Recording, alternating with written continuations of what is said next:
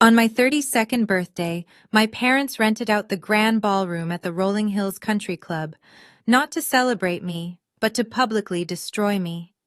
My father stood on stage holding a microphone in one hand and a thick invoice in the other, looking at me with the kind of disgust usually reserved for roaches, and said, "Marcus, you are a cancer to this family, and today we are cutting you out." My mother stood next to him, ripping my childhood photographs into confetti, letting the pieces rain down onto the floor, while my sister Bianca laughed and my brother-in-law Chad live-streamed the entire humiliation to his followers. They thought they were teaching me a lesson in humility. They thought they were finally ridding themselves of the black sheep. What they did not know was that the man they were humiliating was not a broke freelancer. I am a crisis manager for the biggest corporations in the world, and I was about to manage the biggest crisis of their lives.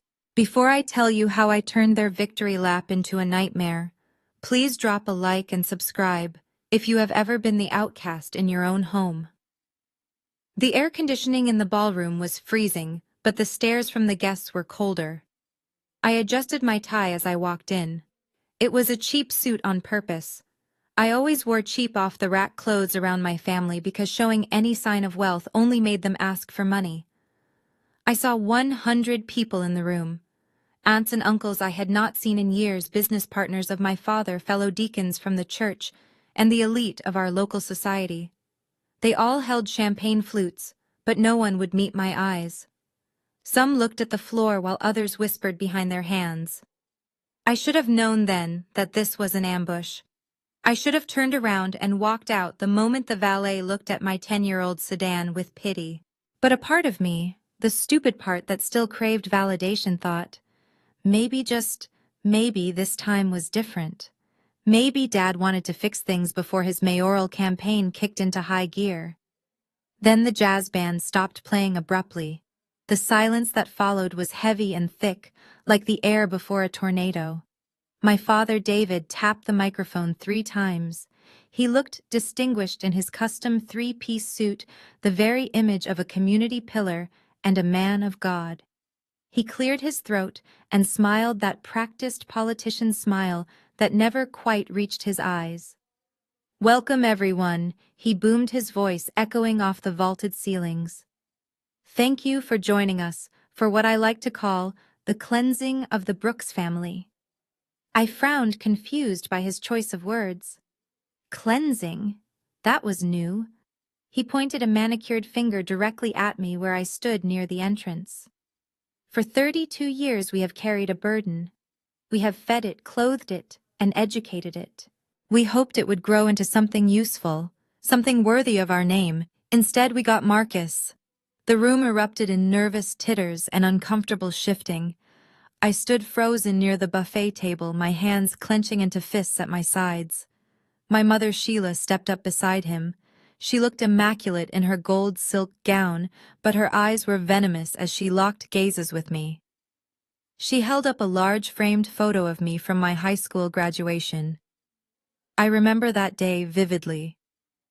They had not attended because Bianca had a dance recital, and they could not be in 2 places at once.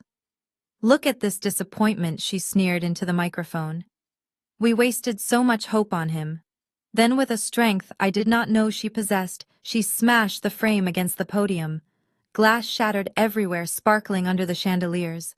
She pulled the photo out and ripped it down the middle. Then again, and again. "We are erasing the mistakes of the past," she announced, throwing the scraps into the air like confetti. "From this moment on, Marcus is no longer our son. He is a stranger to this bloodline." I looked at Bianca, my younger sister, the golden child who could do no wrong. She was sitting at the VIP table, sipping expensive wine and looking bored. She did not look shocked by our parents' cruelty. She looked like she had helped plan it. Next to her was Chad, her husband, a man who claimed to be a tech entrepreneur but had not worked a day in the 3 years I had known him. He was holding his phone up, the camera lens pointed directly at my face. The light from his ring light attachment reflected in his eyes. "Say cheese, loser," Chad mouthed at me, grinning like a shark. I could see the live comments rolling up on his screen. People laughing, people mocking. He was broadcasting my execution to the world. My father spoke again, cutting through the murmurs. We have tolerated his lack of ambition long enough. He calls himself a consultant. We call him a vagrant. He drives a rusted sedan that brings down property values just by parking in our driveway.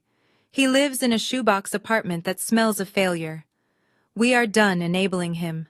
Tonight we cut the cord. Tonight we take back our dignity. He reached under the podium and pulled out a thick-bound document. It landed on the table with a heavy thud that resonated through the microphone.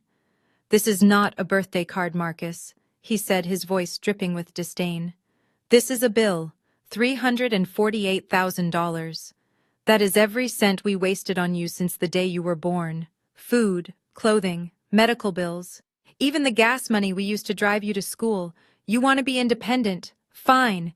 Pay us back what you owe and then get out of our lives forever." The heavy binder hit my chest with a thud before sliding to the polished floor. The sound echoed in the silent ballroom like a gavel striking a block. It was not just paper, it was a weapon, and my father had thrown it with the precision of a man who had been rehearsing this moment for years. I knelt to pick it up, my hands trembling slightly, not from fear, but from a rage so cold it burned in my veins. I opened the first page and my breath hitched. It was a spreadsheet. An itemized list dating back 32 years. July 12, 1992. Hospital birth fees, $4,000. August. Formula and diapers, $200. It went on, page after sickening page. Elementary school lunches, the cost of a broken window when I was 7. Orthodontics.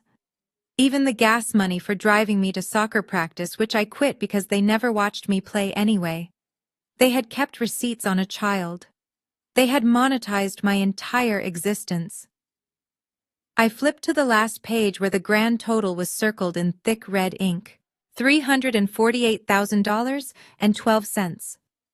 My father stepped off the stage and loomed over me, his cologne overpowering the scent of the rain outside. "You think you can just drift through life while we foot the bill?" He spat, his face flushed with self-righteous anger. "No more, Marcus.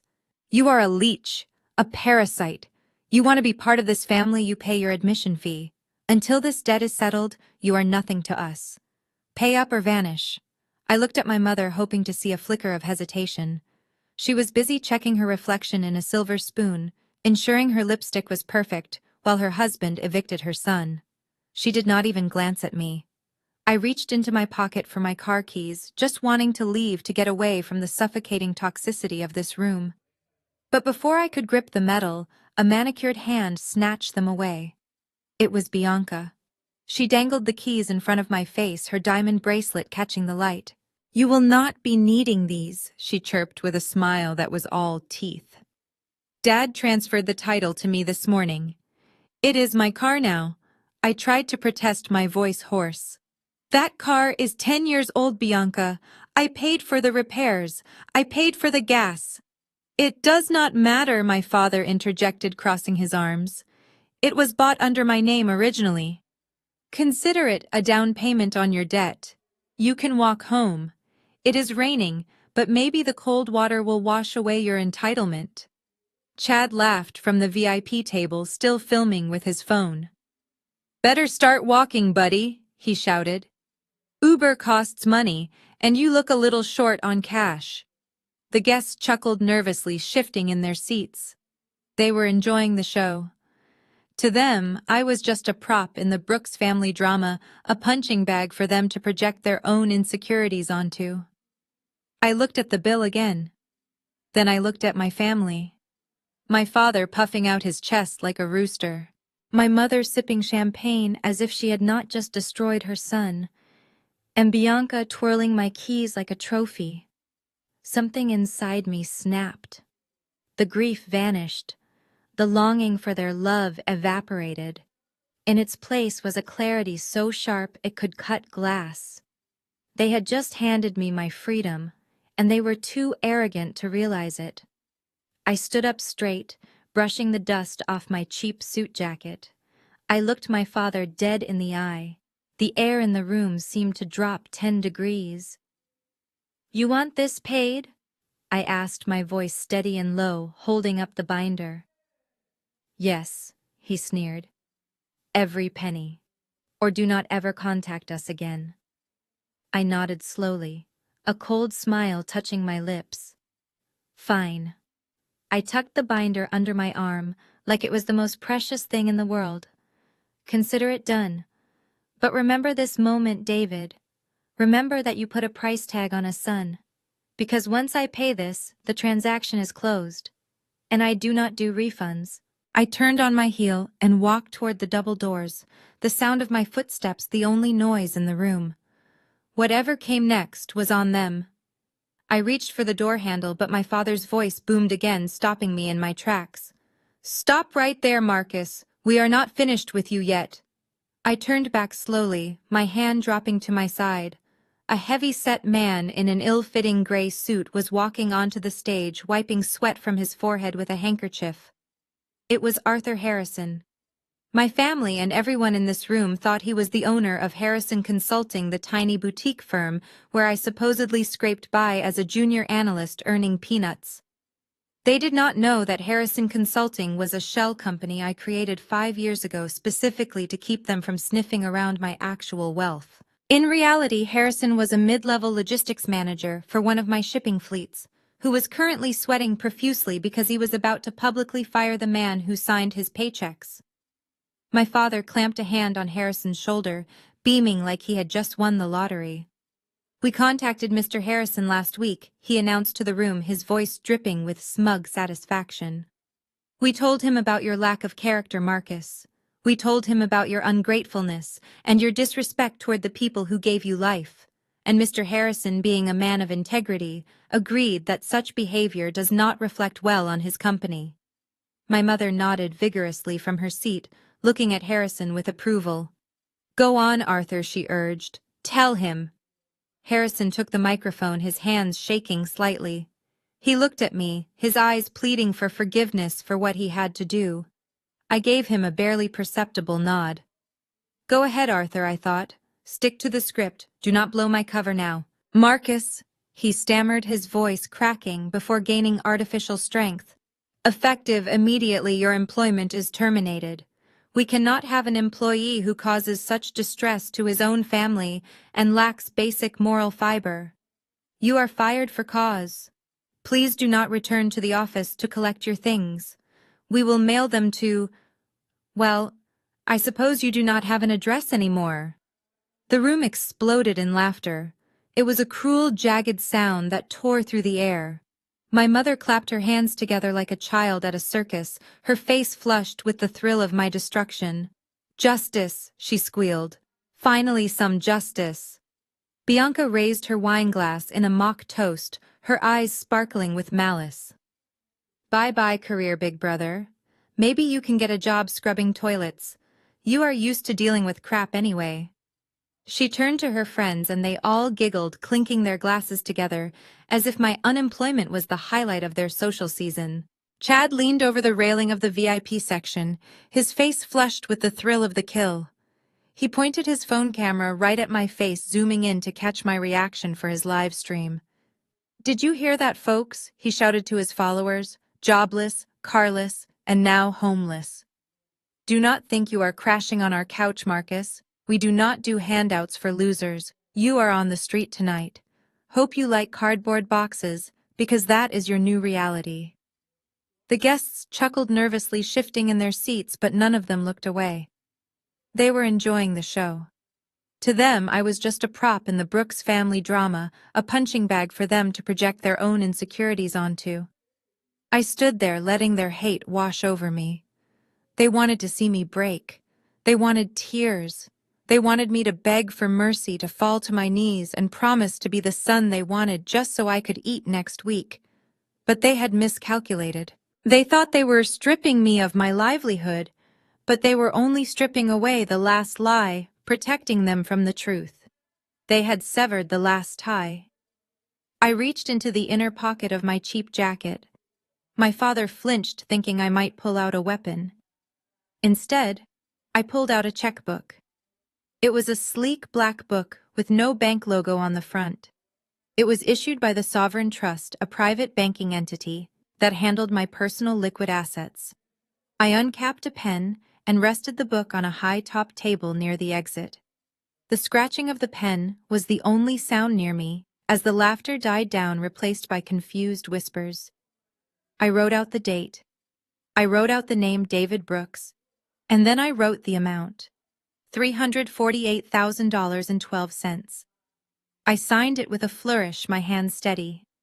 I walked up to the stage. My father recoiled as I approached, but he stopped when he saw the paper in my hand. I ripped the check out and held it out to him. He snatched it, looking at the numbers, his eyes widening in disbelief and then narrowing in suspicion. "What is this?" he demanded, his voice shaking with rage. "Monopoly money. Is this a joke? You think this is funny, Marcus?" "It is valid," I said, my voice flat and devoid of emotion. "Cash it tomorrow. But once you do, the debt is paid. The contract is sealed. You said pay up or vanish. I am paying up. You wanted every cent back that you spent on me. Here it is." I did not wait for a response. I did not look at my mother, who was craning her neck to see the check, her eyes wide with greed and confusion. I did not look at Harrison, who looked like he was about to pass out from the stress of firing his billionaire boss. I turned my back on them for the last time. The heavy double doors swung open, and the sound of thunder greeted me. I stepped out into the night, the freezing rain soaking my cheap suit instantly. Behind me was the warmth and the light and the family that hated me. Ahead of me was only the dark and the storm. I took a deep breath of the wet air. It tasted like ozone and victory. I began to walk into the rain, a smile finally breaking across my face. The rain hammered against the asphalt, washing away the dust of the country club parking lot, but I did not feel the cold. I walked with a steady rhythm, my cheap dress shoes splashing through puddles that would have ruined them if they were worth anything to begin with. The water soaked through the thin polyester of my jacket, clinging to my skin, but for the first time in years, I did not feel the weight of my family on my shoulders. I felt light. I felt dangerous. I walked past the rows of luxury cars parked in the valet lot, including the Mercedes my father drove, and the Range Rover my mother loved so much. They had no idea that those cars were leased through a subsidiary of my holding company. They thought they were successful. They thought they owned their world. As I reached the edge of the manicured grounds where the lights of the clubhouse faded into the darkness of the winding access road, I stopped. I reached into the inner lining of my jacket, past where a normal man would keep a wallet. I pulled out a device that looked nothing like the cracked smartphone my family had seen me using for the past 3 years. It was a satellite phone encased in matte black titanium, encrypted with military-grade security. It was the only direct line to my real life. I pressed a single button and held it to my ear. The connection tone purred once, then clicked. "Jensen speaking." The voice on the other end was crisp, professional, and alert despite the late hour. Jensen was my chief legal counsel, a man who could dismantle a corporation with a single memo. He had been waiting for this call for 2 years. I looked back at the glowing windows of the ballroom one last time. I could see the silhouettes of people moving inside, celebrating my exile. "They took the bait, Jensen," I said, my voice flat and final. "They accepted the check. It is in his hands right now." There was a brief pause on the line.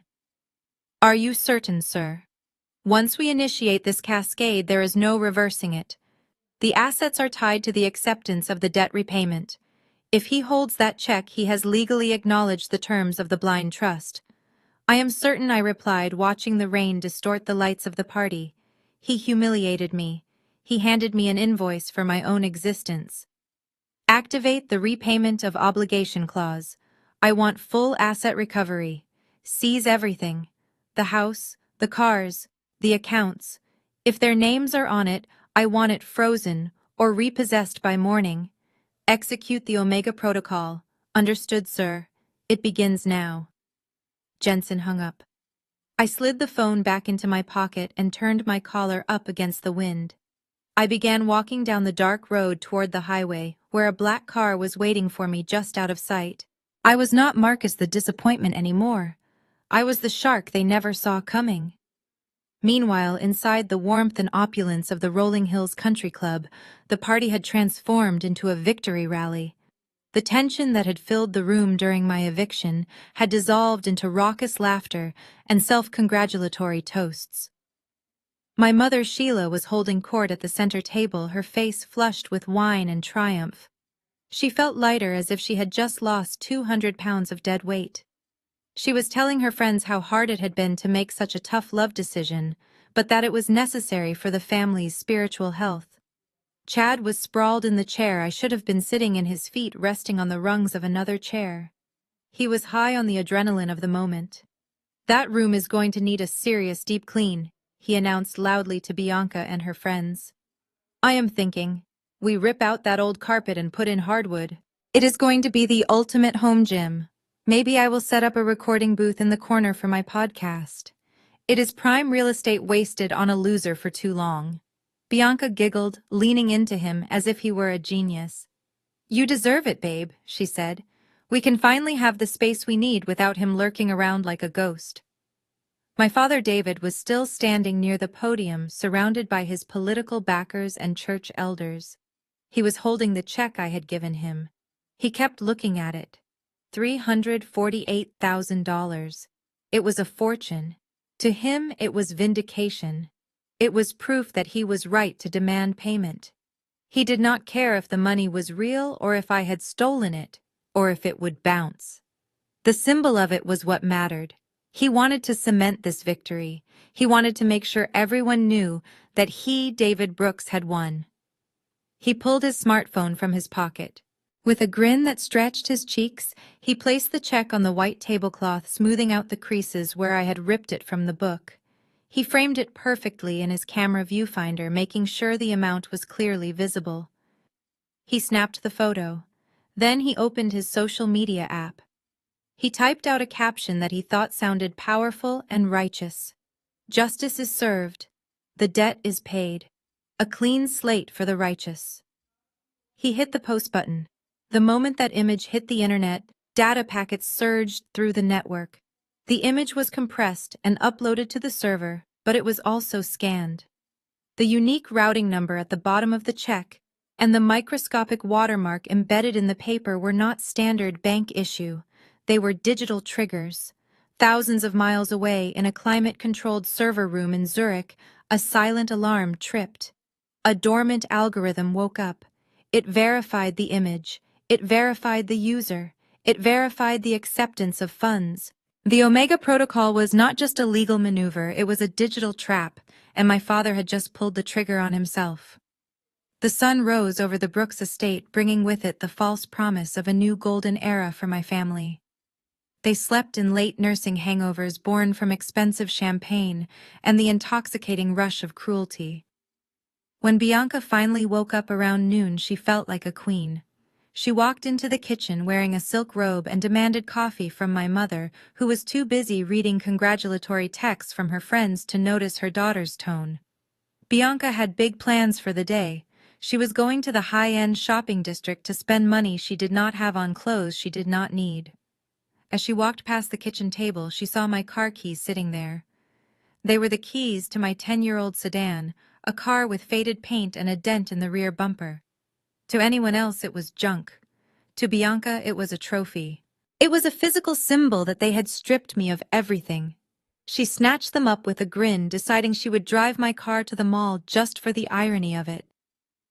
She imagined parking it next to Porsches and Teslas, laughing at how out of place it looked before she traded it in for store credit at a boutique.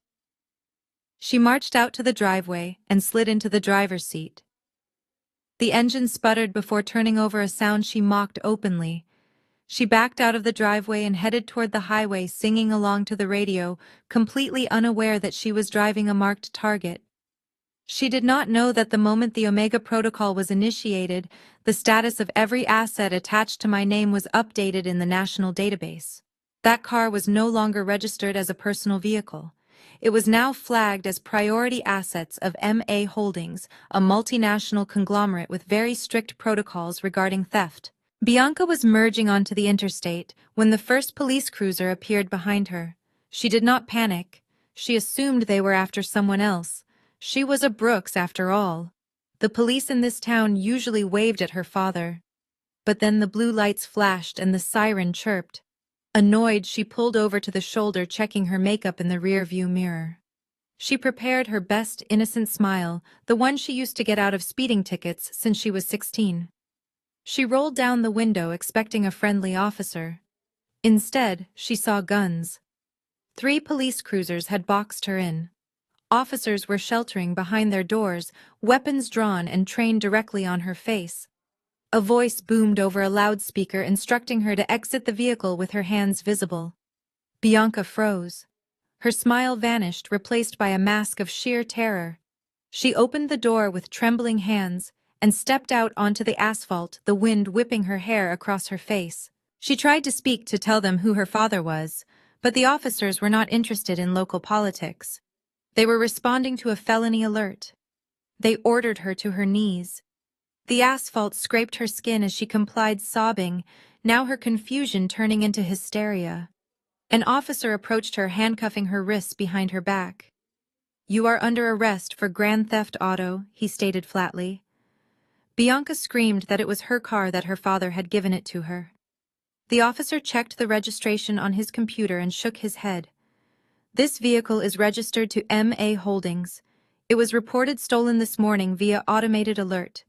The transfer of title your father attempted was fraudulent, miss. You are in possession of stolen corporate property." They placed her in the back of the cruiser, where the hard plastic seat offered no comfort.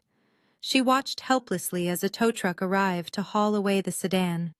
The irony was bitter. The car she had mocked was now the instrument of her downfall. She used her one phone call to scream at Chad. She demanded he come down to the station and fix this immediately. Chad was in the middle of trying to mount a flat-screen TV in my old room when he got the call. He cursed, throwing down his tools and rushing out the door. He drove his leased sports car to the precinct, ready to throw his weight around. He walked into the station with the swagger of a man who believes rules do not apply to him. He demanded to see the sergeant. He threatened lawsuits. He dropped my father's name 3 times in the first minute. The sergeant behind the desk looked unimpressed. He told Chad that bail had been set at $5,000. It was a standard amount, but to Chad right now, it was an annoyance.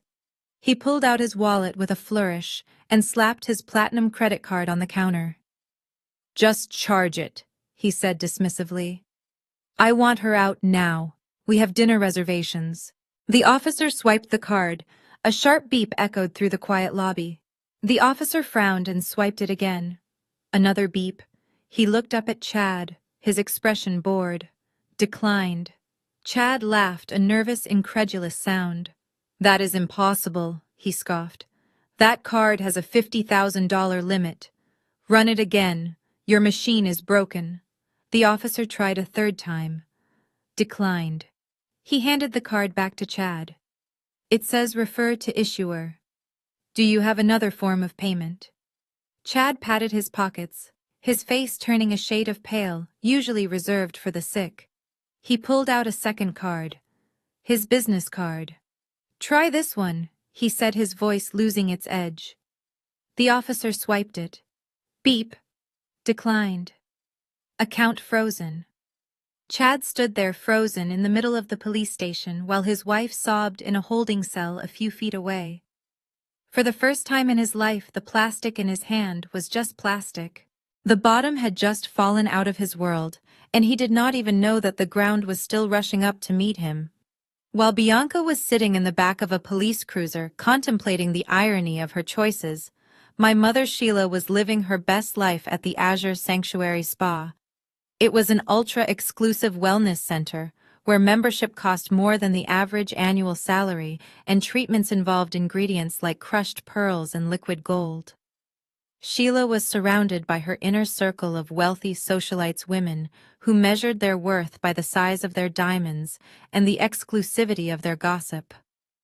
They were lounging in plush white robes, sipping cucumber water infused with rare herbs, and listening to my mother recount the events of the previous night. She spun the story masterfully, painting herself as the long-suffering matriarch who had finally made the difficult decision to cut off a toxic limb for the sake of the family tree. Her friends nodded in performative sympathy, clucking their tongues and assuring her she had done the brave thing. They did not know they were listening to a woman whose entire lifestyle was a house of cards that had just lost its foundation. The afternoon passed in a haze of indulgence. Sheila ordered the signature package for everyone on her tab, massages, facials, and a private lunch in the garden. She felt lighter than air. For years, she had carried a secret anxiety about money, a nagging fear that the lifestyle she demanded exceeded the income my father actually brought in as a local politician and pastor. But the accounts had always magically replenished. She attributed it to God providing for the righteous, or perhaps her husband's savvy investments. She never questioned where the liquidity came from. She certainly never suspected that the son she called a failure had established a blind trust 5 years ago, specifically to cover the deficits in their spending. Every time she swiped her card, an algorithm in my server approved the transaction covering the cost, so she would never have to face the reality of her own greed. That algorithm was now offline. When it was time to leave, the group gathered at the front desk. The receptionist, a young woman with a perfectly blank smile, presented the bill on a silver tray. It was exorbitant, a sum that would make most people faint, but Sheila did not even glance at the total. She reached into her Hermes bag and pulled out her heavy black titanium credit card. It was the card she used to signal her status, a piece of metal that screamed unlimited power. She placed it on the tray with a dismissive wave of her hand, telling the receptionist to add a 20% tip. She turned back to her friends, laughing about plans for a summer gala, unaware that the receptionist had just swiped the card and frowned. The machine beeped, a harsh, dissonant sound in the quiet lobby. The receptionist swiped it again. Another beep. She looked up at my mother, clearing her throat softly. "I apologize, Mrs. Brooks, but the card has been declined." The conversation among the ladies stopped instantly. The silence was sudden and absolute. Sheila laughed, a high-pitched, nervous sound. "Do not be silly, dear," she said, her smile tightening. "That is a black card. It does not get declined. Run it again. Or maybe your machine is having connectivity issues." The receptionist tried a third time. "Declined. Code 01. Contact issuer." Sheila felt the heat rising in her neck. Her friends were exchanging glances, those subtle looks of judgment she knew so well, because she had given them to others 1,000 times. She dug into her purse, her hands shaking slightly. "Here, try the platinum," she said, handing over another card. The receptionist swiped it. "Declined. Try the gold." "Declined. Try the debit." "Declined." One by one she laid out her financial life on the marble counter, and one by one the machine rejected her. It was not a glitch. It was a blockade. The supplementary cards she carried were all linked to the Central Family Trust, and that trust had been frozen the moment I activated the recovery protocol. The spa manager, a tall woman named Eleanor, who had tolerated my mother's demands for years because the checks cleared, stepped out from the back office. She did not look sympathetic. She looked like a business owner who smelled a liability. "Mrs. Brooks, is there a problem?" she asked, her voice cool and carrying across the lobby. Sheila tried to bluster her way through it. "Your system is broken, Eleanor. I have millions in assets. This is ridiculous. I demand you fix this immediately or I will have your job." Eleanor did not flinch. "Our system is working perfectly fine, Mrs. Brooks. We just ran Mrs. Vanderbilt's card without issue. It appears your funds are frozen. If you cannot provide a valid form of payment, I am afraid I will have to ask you to leave, and we will be sending the invoice to collections." The humiliation was total. Her friends began to distance themselves, physically taking half steps away, as if poverty were contagious. One by one, they murmured awkward excuses about needing to get home or check on their husbands, pulling out their own cards to pay for their shares of the bill, leaving Sheila alone at the counter. "You cannot do this to me," Sheila shrieked, her composure shattering. "Do you know who I am? My husband is David Brooks. We are pillars of this community." Eleanor signaled to the security guard standing by the door. "I know exactly who you are, Mrs. Brooks. You are a customer who cannot pay. Please escort her out." The guard, a burly man who had opened the door for her with a smile 4 hours ago, now gripped her elbow firmly. He marched her past the glass windows where her friends were whispering and watching, and deposited her onto the sidewalk. She stumbled in her expensive heels, the door clicking shut behind her, barring her from the world she thought she owned. She stood on the pavement, shaking with rage and confusion. This had to be a mistake. Or worse, this was sabotage. Her mind immediately went to me. I must have done something. I must have hacked her accounts or reported them stolen out of spite. She fumbled for her phone, her acrylic nails clicking frantically against the screen. She found my contact, the one listed as mistake in her phone. She hit call, ready to scream, ready to unleash a torrent of abuse that would make the previous night look tame. She wanted to hear my voice so she could blame me for her embarrassment. The phone did not ring. There was no voicemail greeting. There was only a cold, automated recording. "We are sorry, the number you have reached is no longer in service or has been disconnected." She pulled the phone away and stared at it. Disconnected. She tried again. Same recording. She tried texting. Message failed to send. She stood there on the street corner, the wind messing up her expensive hair, realizing with a dawning horror that she could not even yell at me. I was gone. And for the first time in 32 years, she was the one left standing outside in the cold. While my mother was standing on a street corner, staring at her disconnected phone, my father David was striding toward his campaign headquarters with the confidence of a man who believed he was destined for greatness. He was running for mayor on a platform of family values and community integrity, a slogan that felt particularly hollow considering he had just publicly disowned his son less than 24 hours ago. In his mind, the previous night had not been a cruelty, it had been a necessary purification. He believed that by cutting off the dead weight, he would finally soar in the polls. He adjusted his silk tie, checking his reflection in the glass door of the office suite, imagining the victory speech he would give in a few months. He expected to walk into a bustling hive of activity with interns working the phones and strategists mapping out his path to City Hall. He pushed the doors open, ready to be greeted like a savior. Instead, he walked into a funeral. The office was eerily quiet. The constant hum of conversation and the ringing of telephones were gone, replaced by the sound of cardboard boxes being taped shut and the rustle of paper being shredded. His campaign manager, a weary veteran named Gary, was taking down the large Brooks for Mayor banner that hung behind the reception desk. David froze, his smile faltering. He looked around confused, seeing his staff packing up their personal belongings. One intern was unplugging a coffee machine. Another was stacking yard signs into a recycling bin. "What is going on here?" David demanded, his voice booming across the silent room. "Why is everyone packing? We have a rally in 3 days. Put that banner back up, Gary. We have work to do." Gary stopped what he was doing and turned to face my father. He did not look intimidated anymore. He looked tired and perhaps a little pitying. "There is no rally, David. There is no campaign. It is over." My father laughed, a short, barking sound of disbelief. "Over. Do not be ridiculous. We are leading by 5 points. I just secured the endorsement of the police union. What are you talking about?" Gary walked over to his desk and picked up a single sheet of paper. He handed it to David. "This came in via courier 20 minutes ago," he said quietly. "Our primary benefactor, the Liberty Foundation. They pulled their funding. All of it. Effective immediately." David snatched the paper, reading it frantically.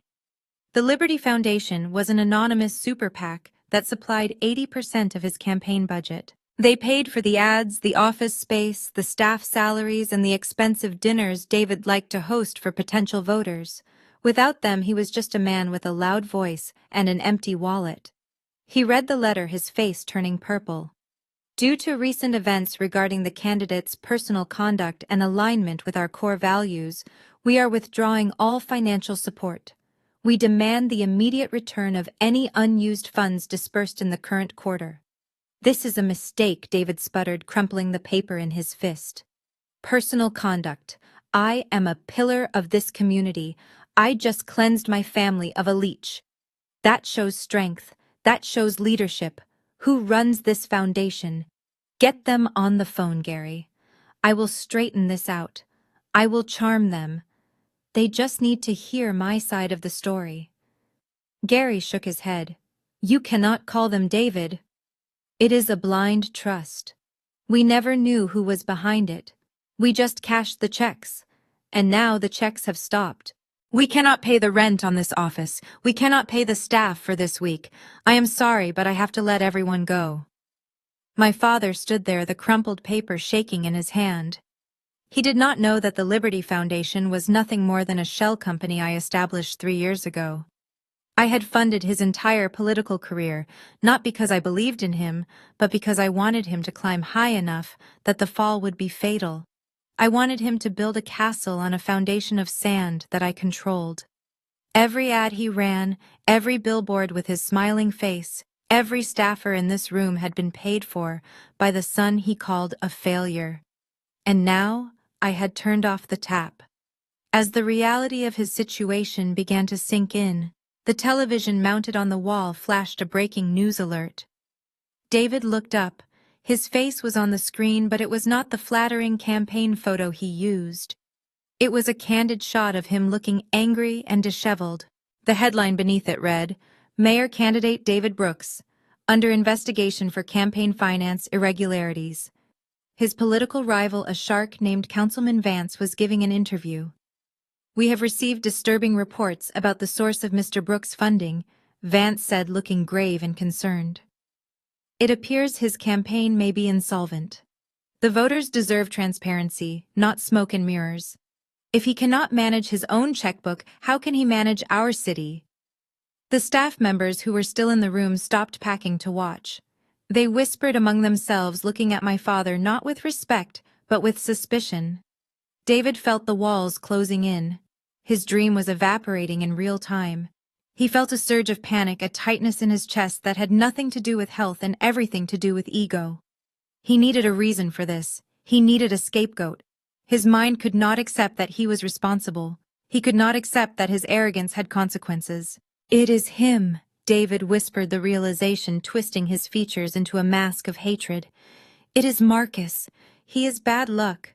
Ever since he was born, he has been a black cloud over this family. Even when he is gone, he poisons everything. He probably told someone lies about me. He probably slandered me to the wrong people out of spite because I made him pay his debts. He stormed into his private office, slamming the door hard enough to rattle the glass. He swept the papers off his desk, sending them flying like snow. He screamed my name, cursing me for ruining his destiny. He did not realize that by blaming me, he was admitting his own weakness. He sat in his leather chair, the one I had paid for, breathing heavily alone in the dark office while outside his staff walked away, leaving him to rule over a kingdom of dust. He grabbed his phone to call me, to scream at me, to demand I fix whatever bad karma I had unleashed, but he stopped, remembering the number was dead. He was screaming into the void, and for the first time, the void was not listening. The sanctuary of the Brooks family estate was supposed to be the one place where the outside world could not touch them. My father retreated there after the disaster at his campaign office, expecting to find solace in his castle.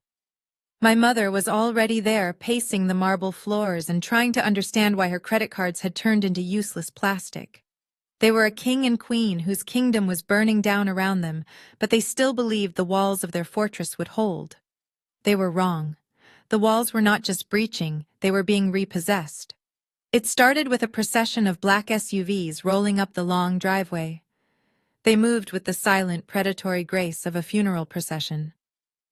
My father watched them from the living room window, his hands shaking. He assumed it was the media coming to ask about the investigation into his campaign finances.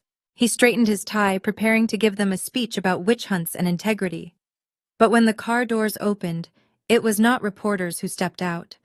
It was a team of 6 lawyers clad in sharp suits carrying briefcases that looked heavy with bad news. They were flanked by private security contractors, men with thick necks and earpieces who looked like they broke doors for a living. They did not knock.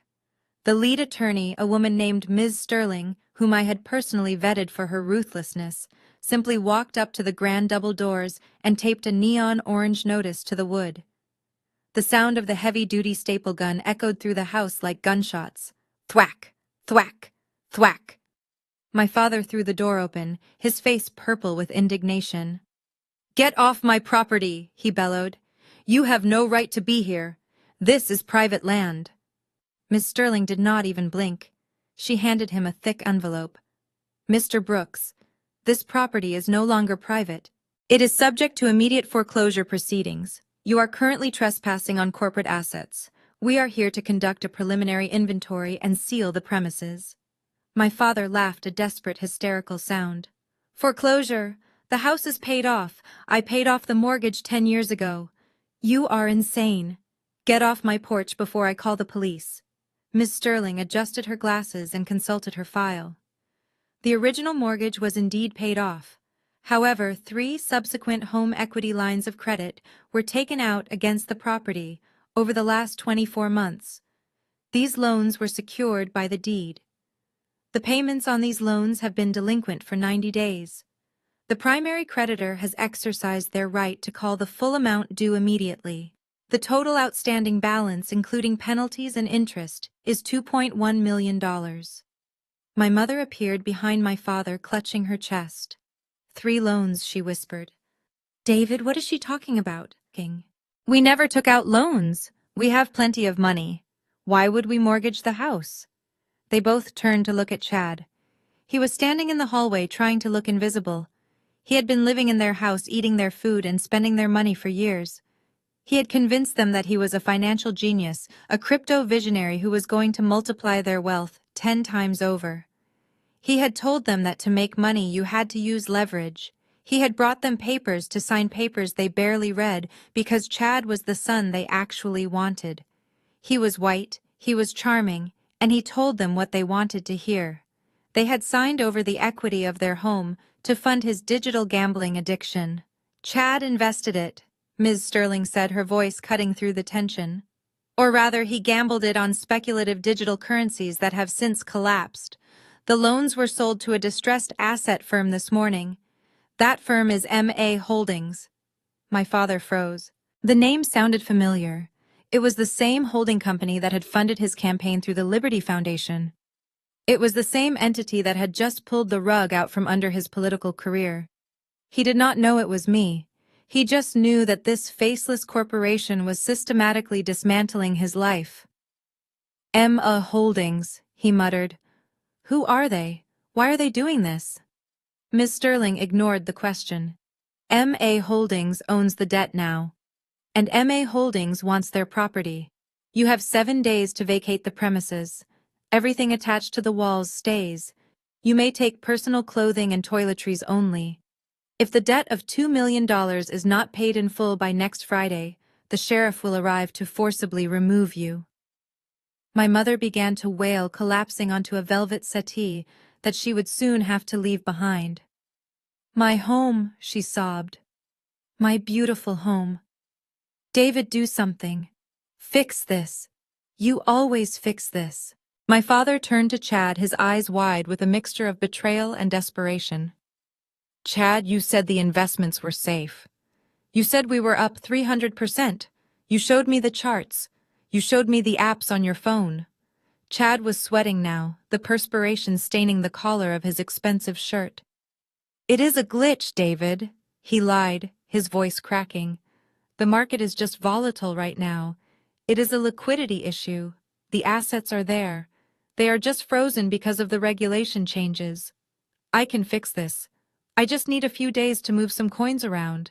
It is totally under control." He was lying.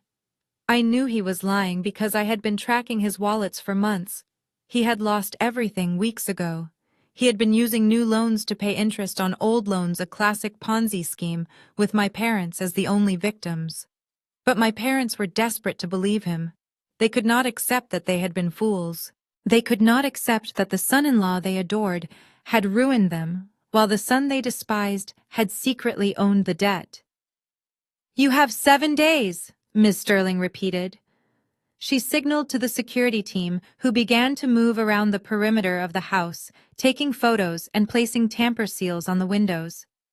My father stood on the porch, holding the foreclosure notice, his empire crumbling into dust. He looked at Chad, who was frantically typing on his phone, pretending to trade millions he did not have. "Fix it, Chad," my father whispered, his voice trembling. "You have 7 days. If you do not fix this, I will kill you myself." Chad nodded vigorously, wiping his forehead. "Do not worry, Dave. I got this. I know the CEO of MA Holdings. I will make a call. We will straighten this out. It is just a misunderstanding." I watched the live feed from the security cameras I had installed years ago, under the guise of upgrading their system. I watched Chad lie. I watched my parents cling to that lie like a life raft. Chad did not know the CEO of MA Holdings. He did not know that the man holding the axe was the same man he had mocked at the dinner table 24 hours ago. He had 7 days to come up with $2 million. I poured myself a glass of water in my penthouse and checked my calendar. Next Friday was going to be a very interesting day. Desperation has a peculiar way of fueling delusion.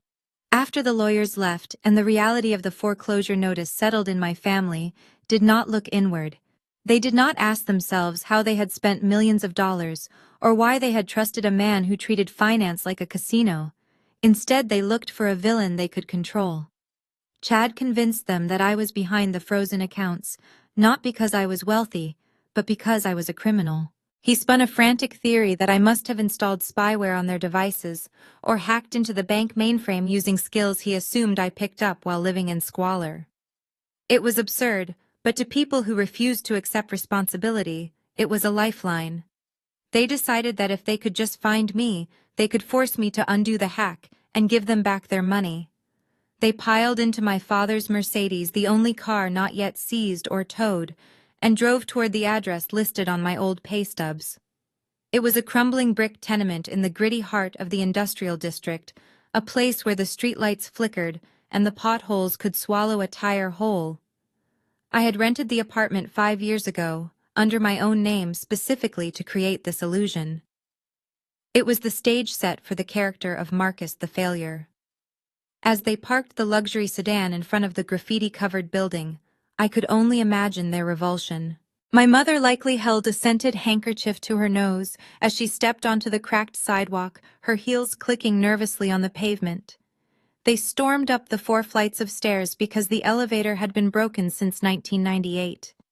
By the time they reached Unit 4B, they were sweating and breathless, their anger compounded by the physical exertion.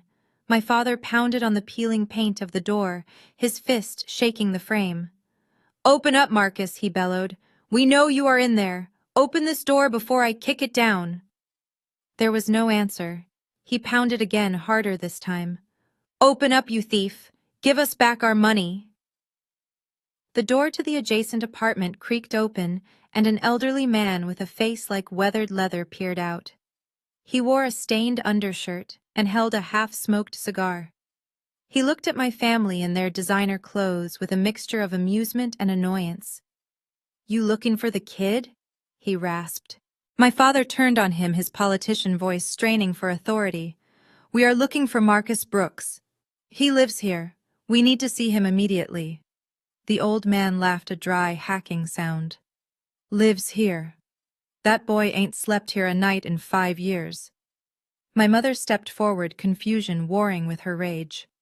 "What do you mean? This is his address. We have mailed letters here. He rents it, sure," the man said, leaning against his doorframe. "Pays in cash every 1st of the month on the dot, never misses. But he do not live here. He uses the place for storage." "Storage?" Chad scoffed. "Storage for what? His collection of empty soda cans?" "Nah," the man said, shaking his head. "Coats, blankets, canned goods. Once a month a van comes by and loads it all up for the shelter downtown. Kid is running a one-man charity drive out of there. Told me he wanted to give back to the neighborhood. He is a good kid. Better than the company he keeps, apparently. My family stood frozen in the hallway, the fluorescent light humming above them. The narrative they had built of me as a selfish leech was cracking, but they were too stubborn to let it break. My father demanded the landlord open the door, claiming it was a family emergency. The old man shrugged and pulled a master key from his pocket. "Not my business," he muttered, unlocking the door. "Just do not break nothing." The door swung open, revealing a space that was almost aggressively empty. There was no furniture, no bed, no television, no signs of life other than a few cardboard boxes stacked neatly in the corner. The air smelled of dust and silence. My mother walked into the center of the room, turning in a slow circle. "It is empty," she whispered. "He really does not live here." "Then where does he live?" Bianca began kicking the boxes open in a tantrum, looking for cash or computers or anything she could steal back. She found only winter coats still with their tags on and non-perishable food items. "Ugh!" she groaned, kicking a box of pasta across the room. "He is such a loser. He wastes money on this junk while we are about to lose our house." Chad was rifling through a small metal wastebasket in the corner, the only piece of furniture in the room. He pulled out a crumpled magazine. It was a copy of Forbes from 6 months ago. He smoothed it out on his knee, sneering. "Look at this," he said, holding it up.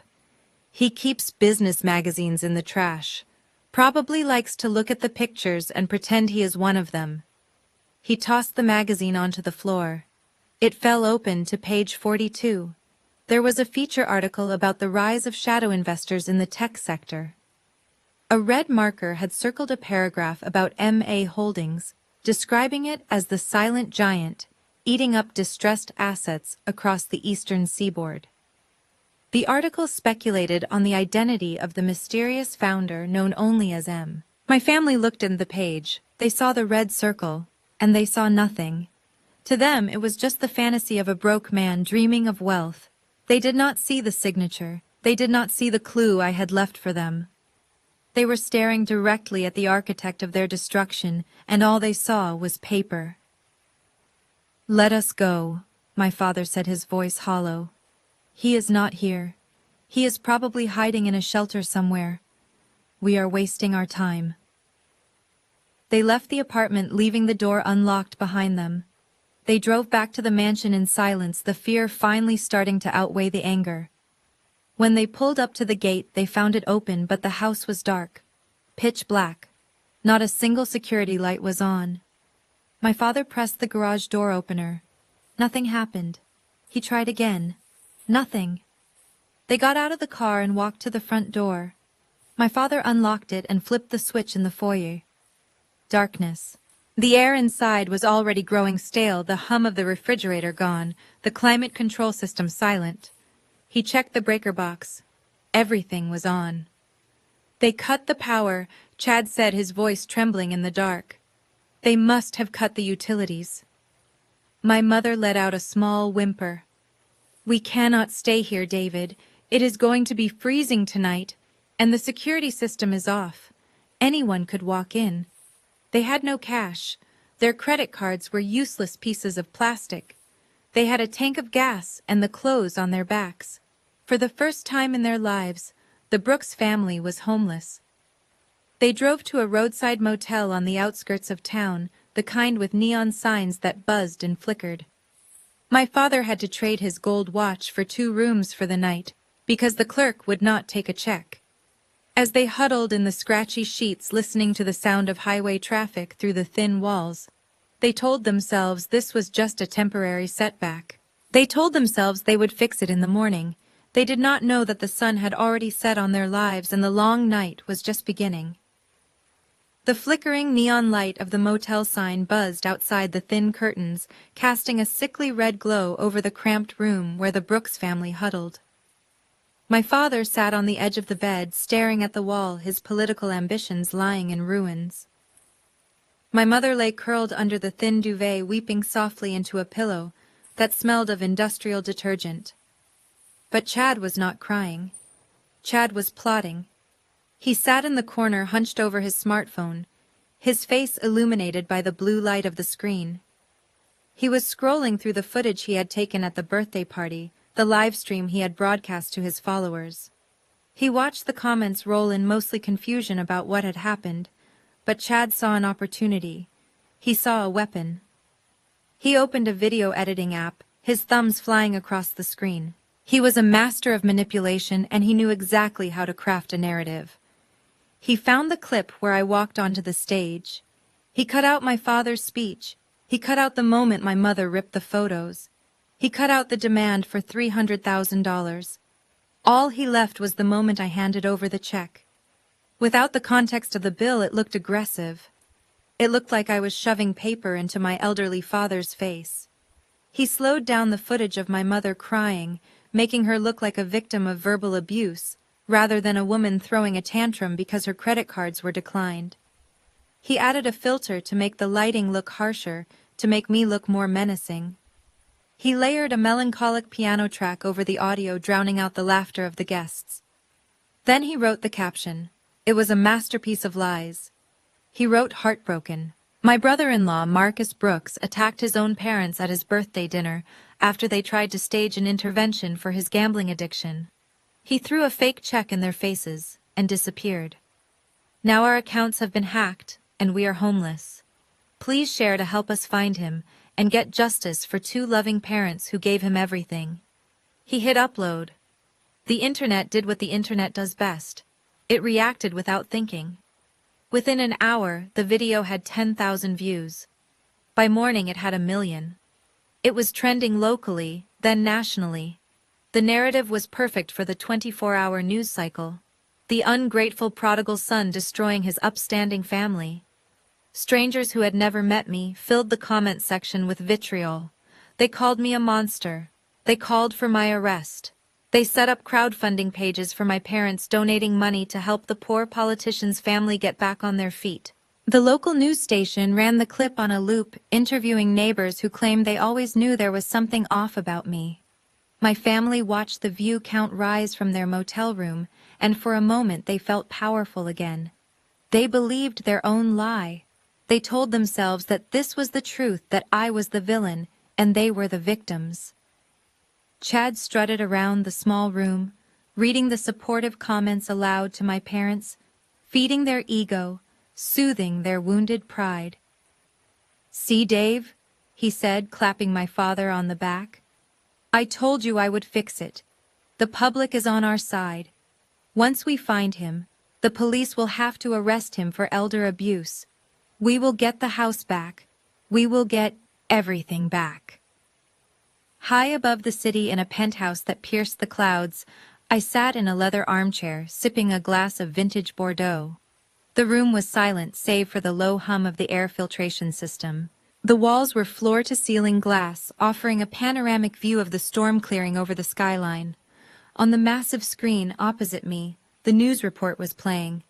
I watched my face, pixelated and distorted, flash across the screen under the headline, "The Son Who Stole Everything."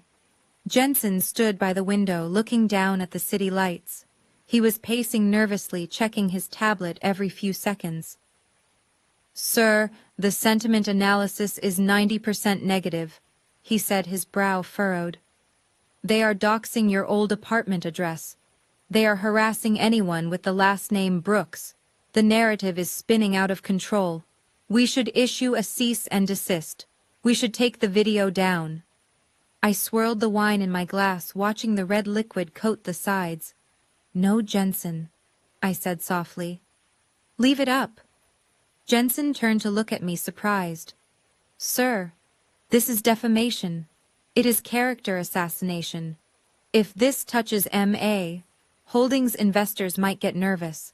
"Let them get nervous," I replied, taking a slow sip.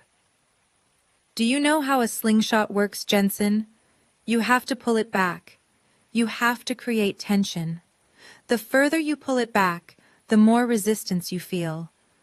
But that tension is what gives the projectile its power. Chad is pulling the band back for me. He is building the audience. He is making sure that every single eye in the city is watching this story. I stood up and walked to the screen, watching Chad's face as he gave a tearful interview via Zoom from the motel room. He was lying through his teeth, playing the role of the protective son-in-law perfectly. He was climbing higher and higher on a ladder of falsehoods. If I counter now, it is just a dispute, I explained. It is he said, she said. But if I wait, if I let them commit fully to this lie, if I let them go on national television and swear that I am a thief and an abuser, then when the truth comes out, it won't just be a correction. It will be an execution. I turned away from the screen, my expression hardening. They want to show Jensen. Let us give them a finale. Contact the PR team.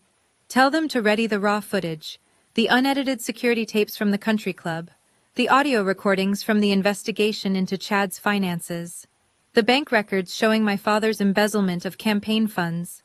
Prepare the Phase 2 evidence package. Jensen nodded, a small smile finally touching his lips. And when do we release it, sir? I looked back at the city, my reflection ghostly in the glass. Not yet, I said. Let them enjoy their 15 minutes of fame. Let them think they have won. Let them climb all the way to the top of the mountain. Because the fall from the summit is the only one that guarantees they never get up again. We release it when they step onto the biggest stage they can find. Prepare everything. We go nuclear on my command. The motel room smelled of stale coffee and desperation. 4 days had passed since the eviction, and the Brooks family was beginning to unravel.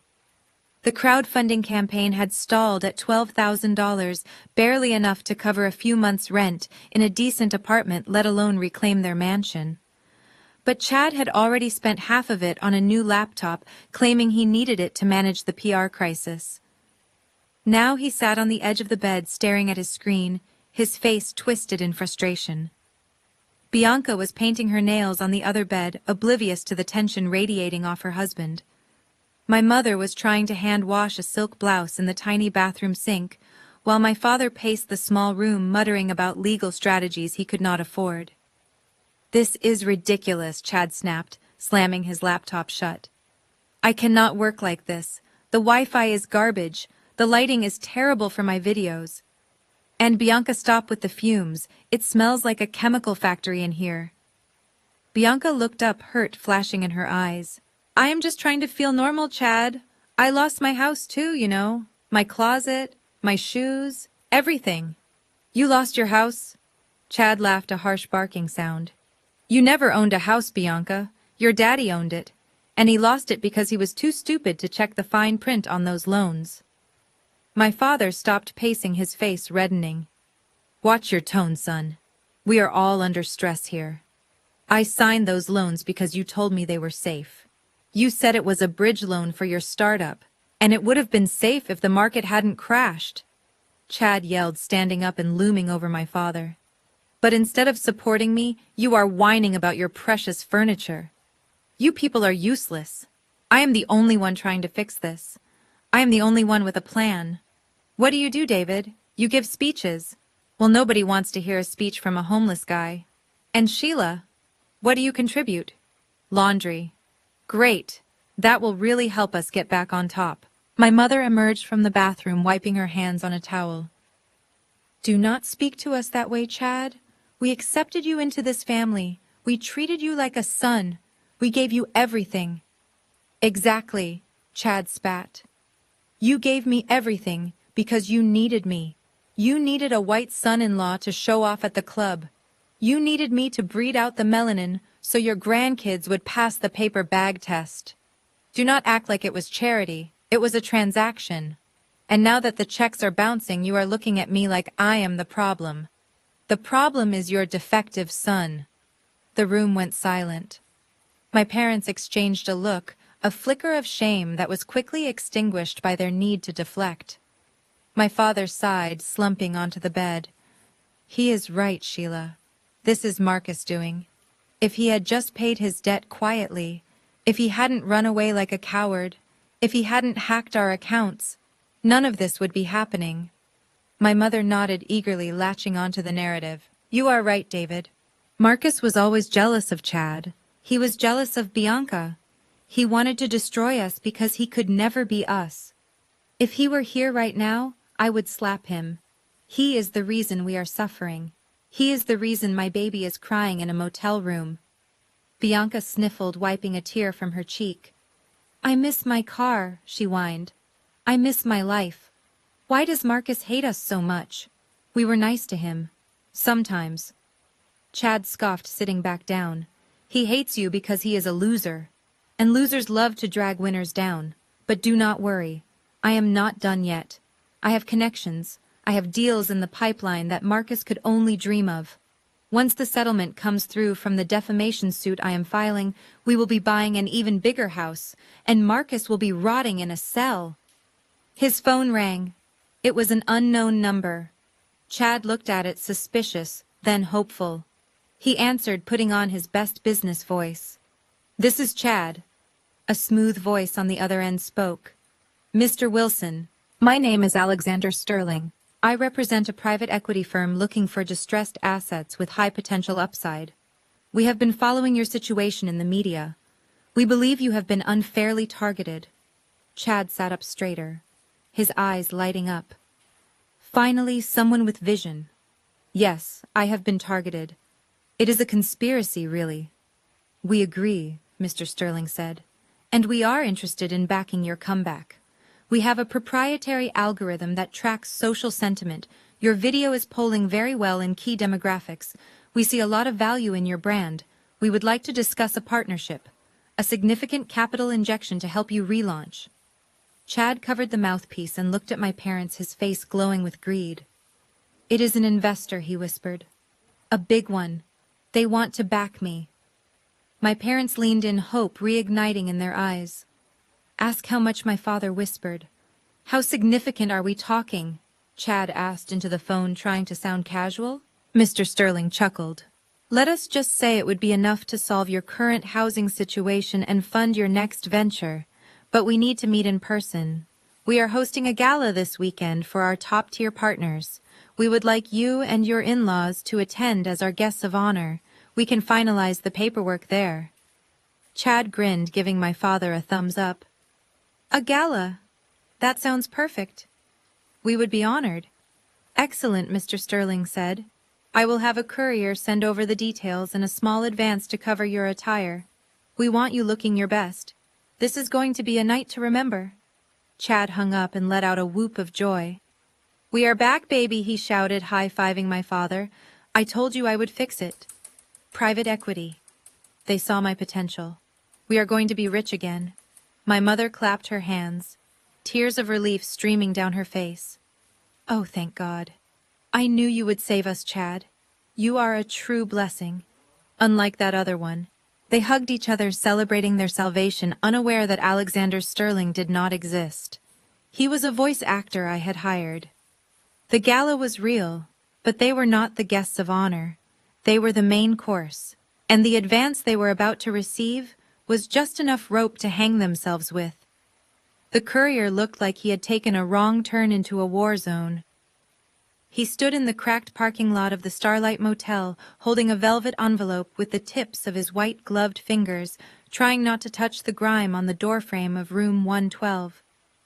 When my father opened the door wearing a wrinkled dress shirt and the smell of defeat, the courier did not blink.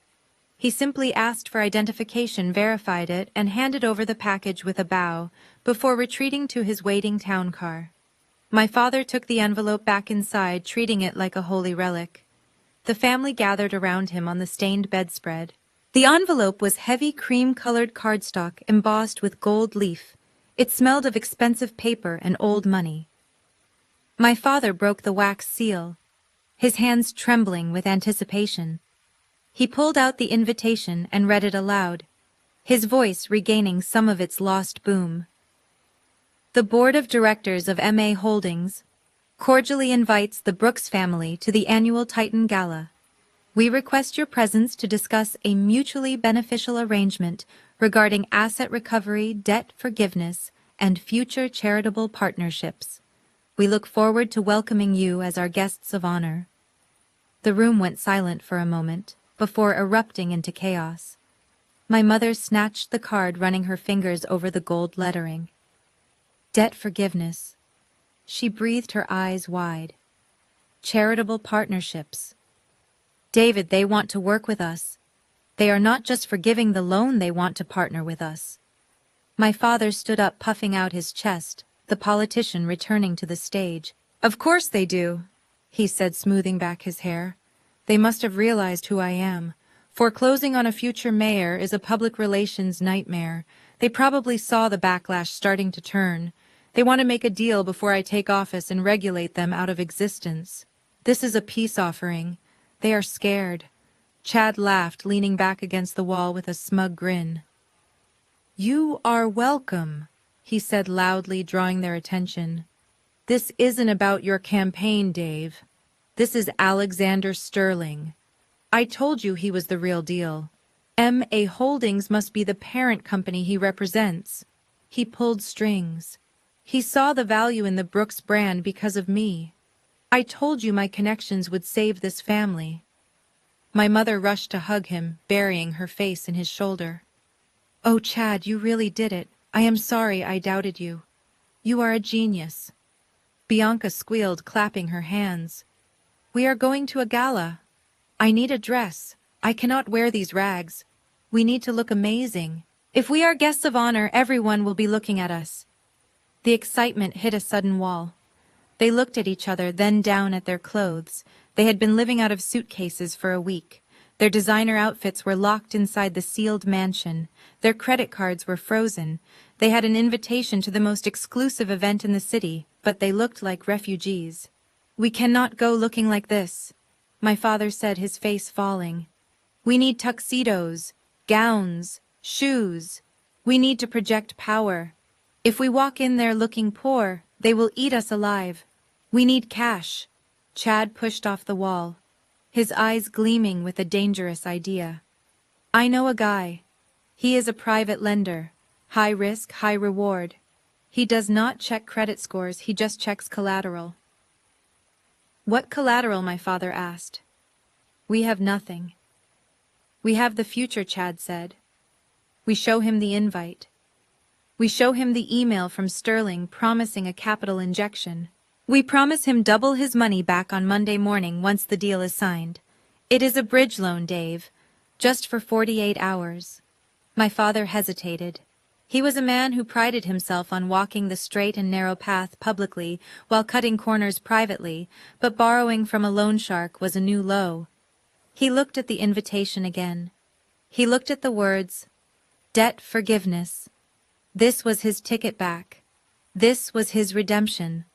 If he missed this gala, he lost everything. If he went, he won. Do it, he said. Get us the money. An hour later, they were meeting a man named Vinny in the back of a pawn shop 3 blocks away. Vinny had a neck tattoo and a smile that did not reach his eyes. He looked at the invitation. He looked at my father's desperate face. He gave them $10,000 in cash at 50% interest due in 3 days. If they missed the payment, he promised consequences that had nothing to do with credit scores. They took the cash and ran. They went straight to an upscale boutique that was closing in an hour. They flashed the roll of bills and the staff stayed open. My mother bought an emerald green silk gown that cost $3,000. Bianca found a shimmering silver dress that she claimed made her look like a movie star. My father and Chad rented high-end tuxedos with silk lapels. They spent every single penny of the loan on haircuts, manicures, and clothes. They returned to the motel room carrying garment bags that cost more than the building they were sleeping in. They hung the suits on the shower rod. They laid the dresses on the bed, smoothing out the wrinkles with reverent hands.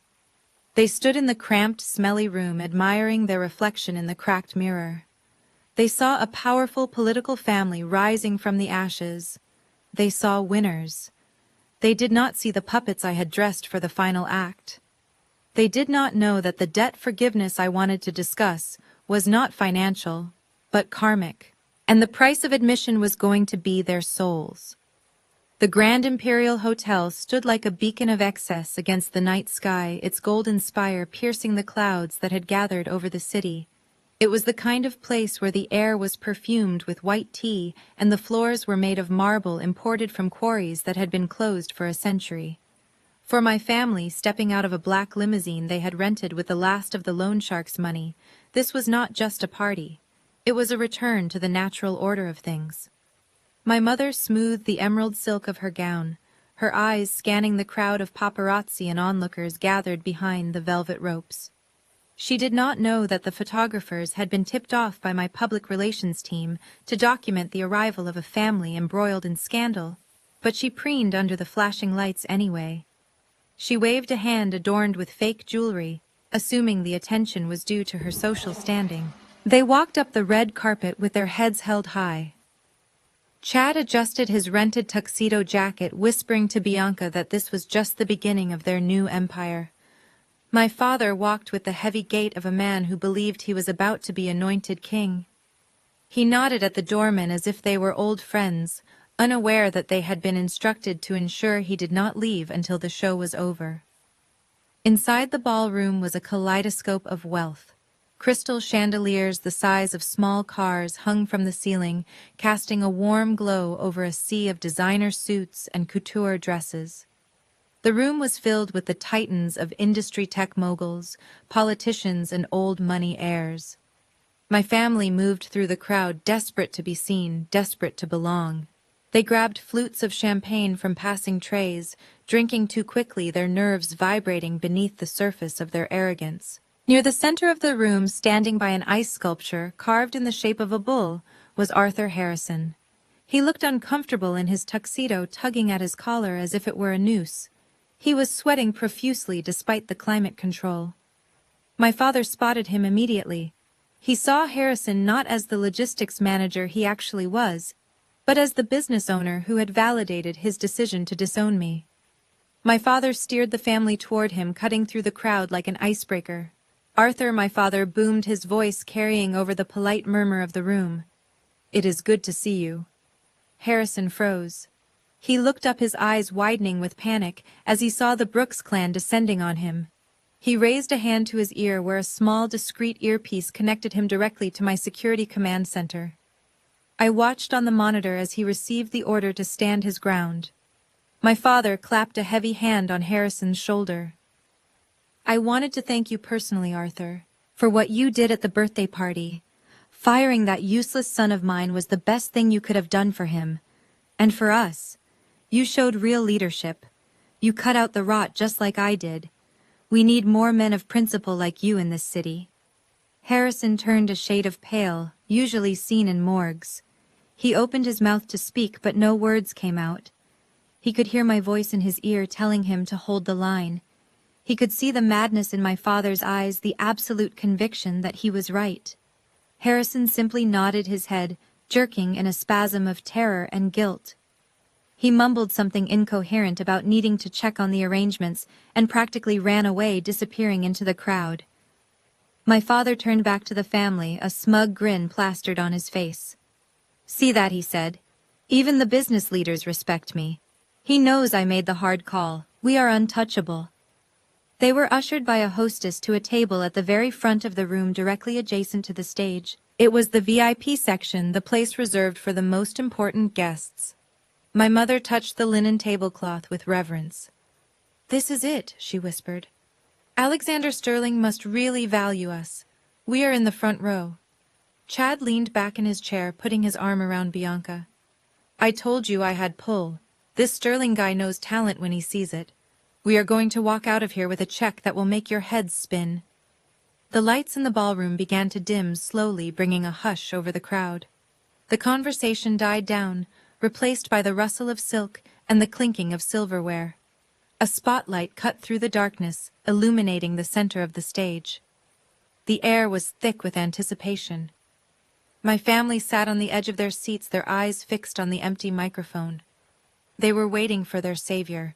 They were waiting for the man who would validate their cruelty and fund their delusions. A deep voice echoed over the sound system, filling the room.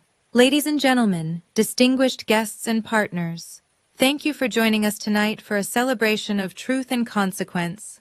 Please welcome the founder and chairman of MA Holdings. My father straightened his tie, preparing to stand and shake hands. My mother put on her best smile. Chad checked his hair in the reflection of a spoon. They held their breath. The curtains at the back of the stage parted.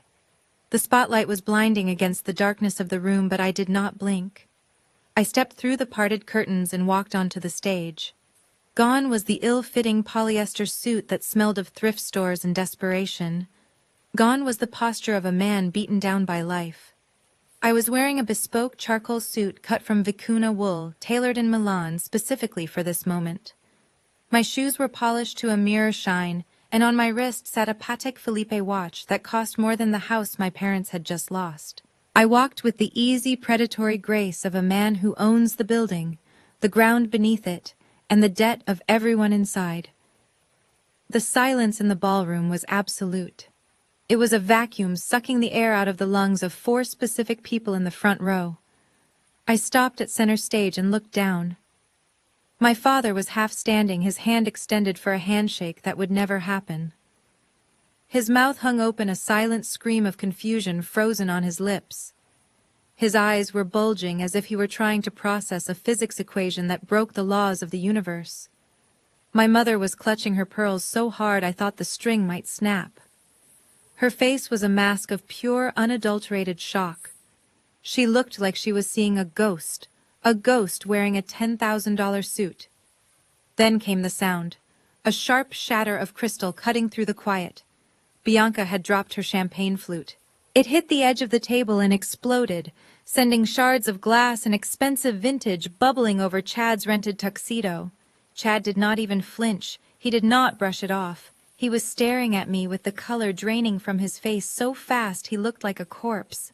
His mouth moved, forming my name, but no sound came out. He looked at me, and then he looked at the logo of MA Holdings projected on the screen behind me, and I saw the moment the realization hit him like a physical blow. The investor, the landlord, the enemy. It was all me. I gripped the microphone stand, my hands steady. I let the silence stretch for 5 seconds, 10 seconds. I wanted them to feel it.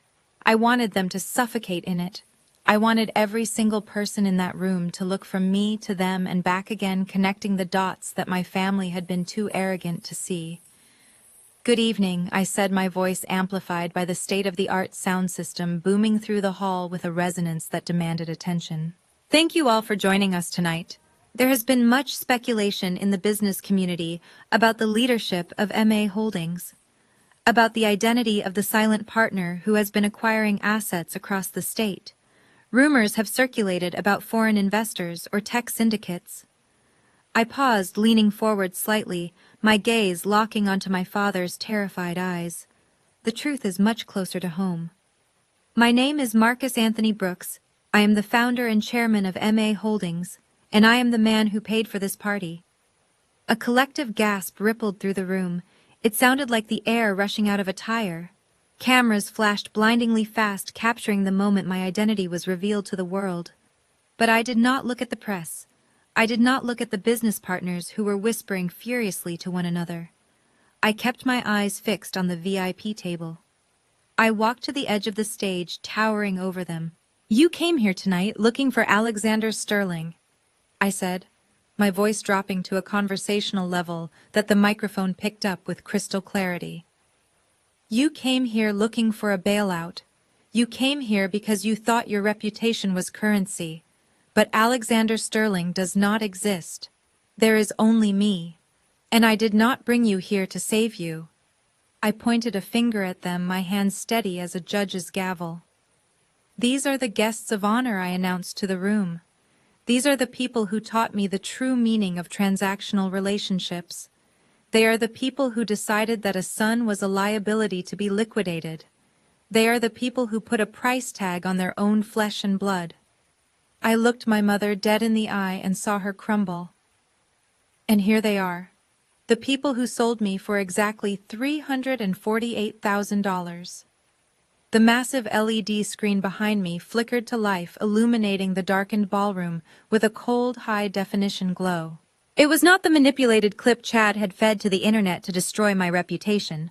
This was the raw feed from the security cameras at the country club, which I had purchased hours before my birthday dinner even began.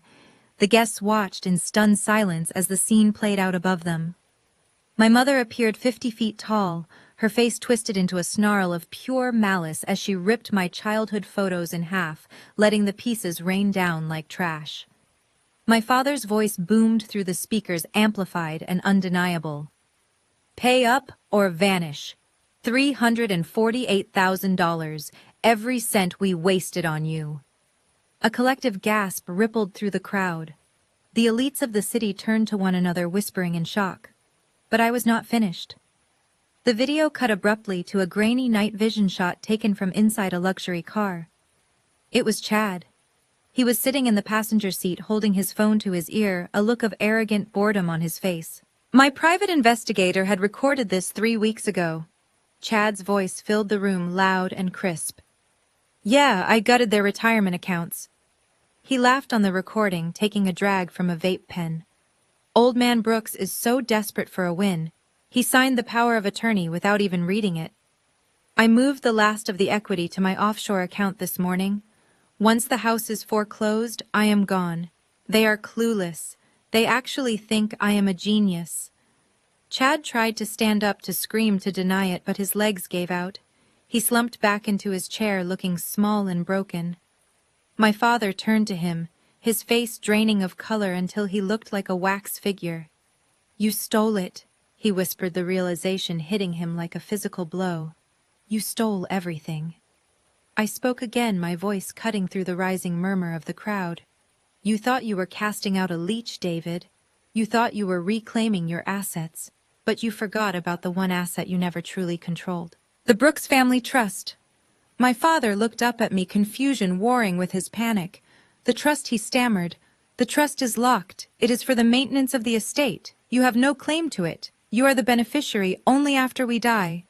I smiled, a cold, humorless expression that did not reach my eyes. "You never read the original charter, did you? You never bothered to read the fine print grandfather wrote when he set it up 40 years ago. He knew you, David. He knew you were vain. He knew you were greedy. And he suspected that one day you might try to put a price on family." I clicked a button on the small remote in my hand. A document appeared on the screen, yellowed with age, but the legal text was highlighted in bright neon blue.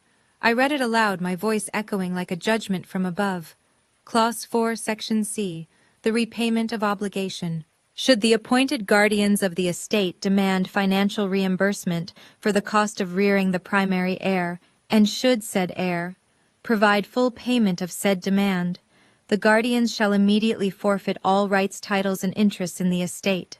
The heir, having discharged their debt of existence, shall be deemed the sole and absolute owner of all family assets, effective immediately upon acceptance of payment. The room went deathly silent. My father stared at the screen, his mouth working soundlessly as he tried to process the words. I walked to the edge of the stage and looked down at him. "You handed me a bill," I said softly. "You itemized my life. And when you accepted that check for $348,000, you didn't just accept money. You accepted the terms of the transfer. That check was not a payment, David. It was a receipt. It was the final signature on the deed." My mother let out a strangled sob, clutching my father's arm. "What does that mean?" she cried, her voice shrill with terror. "What is he saying, David?" "It means I answered for him, that as of the moment that check cleared this morning, I own it all. I own the mansion you locked me out of. I own the cars you drove here. I own the land, the investments, and the very name Brooks. You wanted to be paid back for raising me. You got your money. But the cost was everything else you had. You traded a legacy for a check you can't even cash because the accounts are frozen." My father reached into his pocket and pulled out the crumpled check. He stared at it with horror, realizing it was not a ticket to freedom, but a contract he had signed in greed and sealed with stupidity. He looked at me, and for the first time I saw him clearly. He was not a giant. He was not a king. He was just a small, greedy man who had walked into a trap of his own making. "You did this. he whispered, his voice trembling. You set us up. I did not make you write the bill, Father, I said. I did not make you hate me. I just gave you exactly what you asked for. And now the transaction is complete. You sold your son, and now you have nothing left to sell. The ballroom doors crashed open again, shattering the heavy silence that had fallen over the crowd. This time, it was not a theatrical entrance for a billionaire. It was a tactical entry. A dozen agents in windbreakers emblazoned with Federal Bureau of Investigation fanned out across the room, moving with the precision of a pack of wolves. They did not look at the guests. They did not look at the champagne fountains or the ice sculptures. They had a single target. They converged on the VIP table where my family sat, frozen in the wreckage of their lives.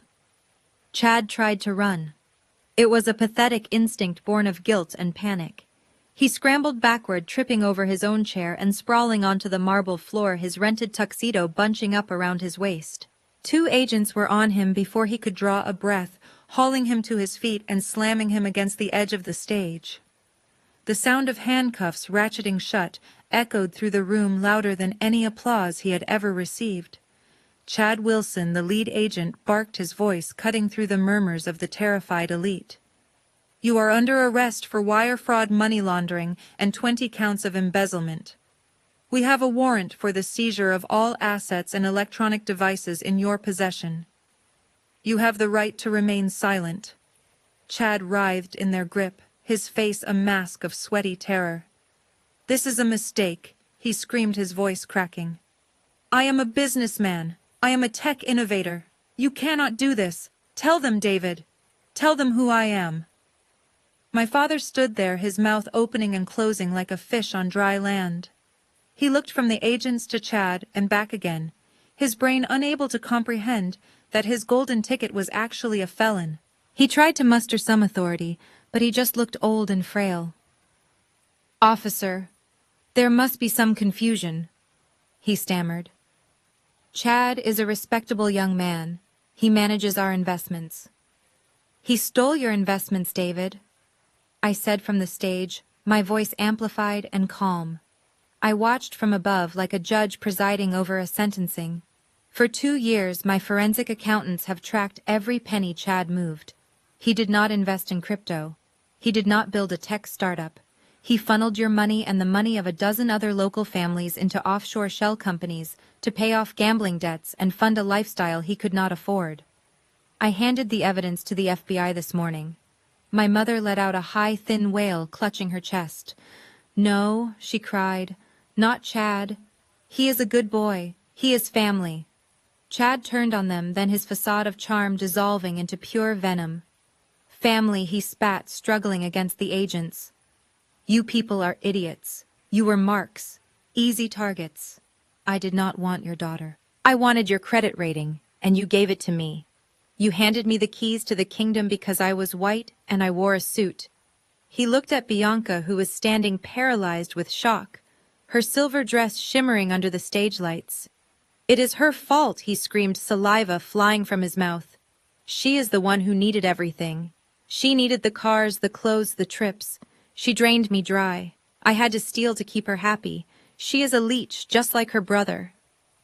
Bianca recoiled as if slapped, her eyes wide with betrayal. Chad? How can you say that? She whispered. I love you. Love? Chad laughed, a manic, terrifying sound. You love my money. Well, guess what, honey? It is gone. It is all gone. And now you are going down with me. You signed the tax returns, Bianca. You are an accomplice. The agents yanked him forward, dragging him toward the exit. The spell over the room broke, and the guests surged forward, holding up their phones. The paparazzi, who had been waiting outside for a glimpse of the mysterious chairman, now rushed past security, sensing blood in the water. Flashbulbs erupted like a strobe light, blinding and relentless. Chad tried to hide his face, burying his chin in his chest, but there was nowhere to go.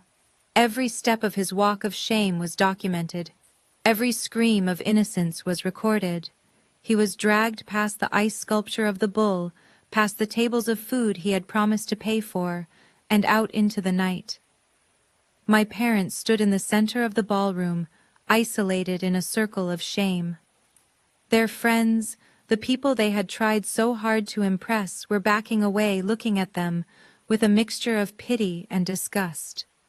The man they had championed, the son-in-law they had chosen over their own flesh and blood, was being shoved into the back of a federal vehicle. The illusion of the Brooks family dynasty had not just cracked, it had been atomized. I watched Chad disappear through the double doors and felt a cold finality settle in my chest. There was no joy in it, only the grim satisfaction of a surgeon cutting out a tumor. He would never hurt anyone again. He would never lie to another desperate family. The golden boy was tarnished beyond repair, and the world had a front-row seat to the rust underneath. The gala dispersed in a flurry of whispers and sideways glances. The guests who had arrived eager to rub elbows with the Brooks family now hurried to their cars, desperate to distance themselves from the radioactive fallout of the evening. I walked through the thinning crowd, my security detail parting the sea of onlookers like a ship cutting through water. I did not look back at the stage where Chad had been dragged away. I did not look back at the table where my parents stood amidst the ruins of their reputation. I walked toward the exit, the cool night air waiting to cleanse the stench of their hypocrisy from my lungs. But they were not done. They were never done. As I reached the valet stand where my driver was idling in a matte black sedan, I heard the frantic clicking of heels on pavement. I heard my name shouted, not with the disdain of yesterday, but with a desperation that bordered on madness. "Marcus, wait. Please wait." I stopped my hand on the door handle. I turned slowly. My mother Sheila was running toward me. Her emerald gown was disheveled, the hem dragging on the dirty concrete. Her mascara was running down her cheeks in black rivulets, making her look like a melting wax figure. My father David trailed behind her, wheezing, his face a mask of terror. They looked small. They looked pathetic. They looked nothing like the giants who had loomed over my childhood. Sheila reached me first, grabbing at my sleeve with claw-like fingers. "Marcus, baby, please!" she sobbed, her voice cracking. "You cannot leave like this. You cannot let them take everything. We are your family. We love you. Love." I looked down at her hand on my suit. I did not shove her away. I simply looked at it until she let go, recoiling from the lack of warmth in my gaze. "You love me," I repeated, my voice flat. "Is that what you call it?" "Yes," she cried, nodding frantically. "Everything we did, the bill, the tough love, it was to help you. We wanted to push you. We wanted you to be strong, Marcus. We knew you had potential. We just needed to light a fire under you. It was a lesson. It was all a lesson to make you the man you are today." She was rewriting history in real time, trying to paint her cruelty as benevolence. It was a masterclass in manipulation, but I was no longer her audience. I was the critic. My father caught up, his breath coming in short gasps. He grabbed my mother's shoulder to steady himself. "Son, listen to your mother. You have made your point. You won. Okay, you won. But you cannot destroy us. You cannot throw your own parents out on the street. It goes against God, it goes against nature. We raised you, Marcus. We put clothes on your back. We gave you life. You owe us." I laughed. It was a dry, hollow sound. "I owe you." That is interesting phrasing, David. Because I seem to recall standing on a stage 24 hours ago while you handed me an itemized list of exactly what I owed you. I reached into my pocket and pulled out a copy of the receipt from the wire transfer I had authorized that morning. I held it up in the harsh light of the street lamps. $348,000.12, I said, reading the number. That was the price. That was the valuation you placed on 32 years of fatherhood. That was the cost of every meal, every ride to school, every moment you tolerated my presence in your house. David flinched, looking at the paper as if it were a knife. "That was just to motivate you," he stammered. "We never thought you would actually pay it." "We never thought—" "You never thought I had it," I interrupted. "You thought I was worthless. You thought you could squeeze the last drop of dignity out of me for a laugh. But you made a mistake. You turned a relationship into a transaction." I took a step closer to them, my shadow stretching over their trembling forms. "You said pay up or vanish. I paid up. The debt is settled. The ledger is balanced, and according to the terms of the trust you tried to hide the moment I paid that bill, I purchased the estate. I purchased the legacy. I purchased the right to decide who stays and who goes. Sheila fell to her knees on the pavement, ruining her $3,000 dress. "Marcus, please," she wailed, clutching at the air. "Do not do this. We are family. You cannot buy family." I looked down at her, at the woman who had shredded my childhood photos without blinking. I felt nothing. No anger, no sadness, just the cold indifference of a businessman closing a bad deal. "Family," I asked, the word tasting like ash. "You defined family yesterday, Mother. You defined it as a financial burden. You defined it as a line item in a spreadsheet. So yes, I can buy family, because you put a price tag on it. And I bought it. I own it now. And I am liquidating the assets." I turned back to the car. My driver opened the door, his face impassive. "Where will we go?" My father shouted, his voice breaking. "You took the house. You took the accounts. We have nowhere." I paused, one foot inside the car. I looked back at them one last time. They looked like strangers. They looked like people I used to know a long time ago.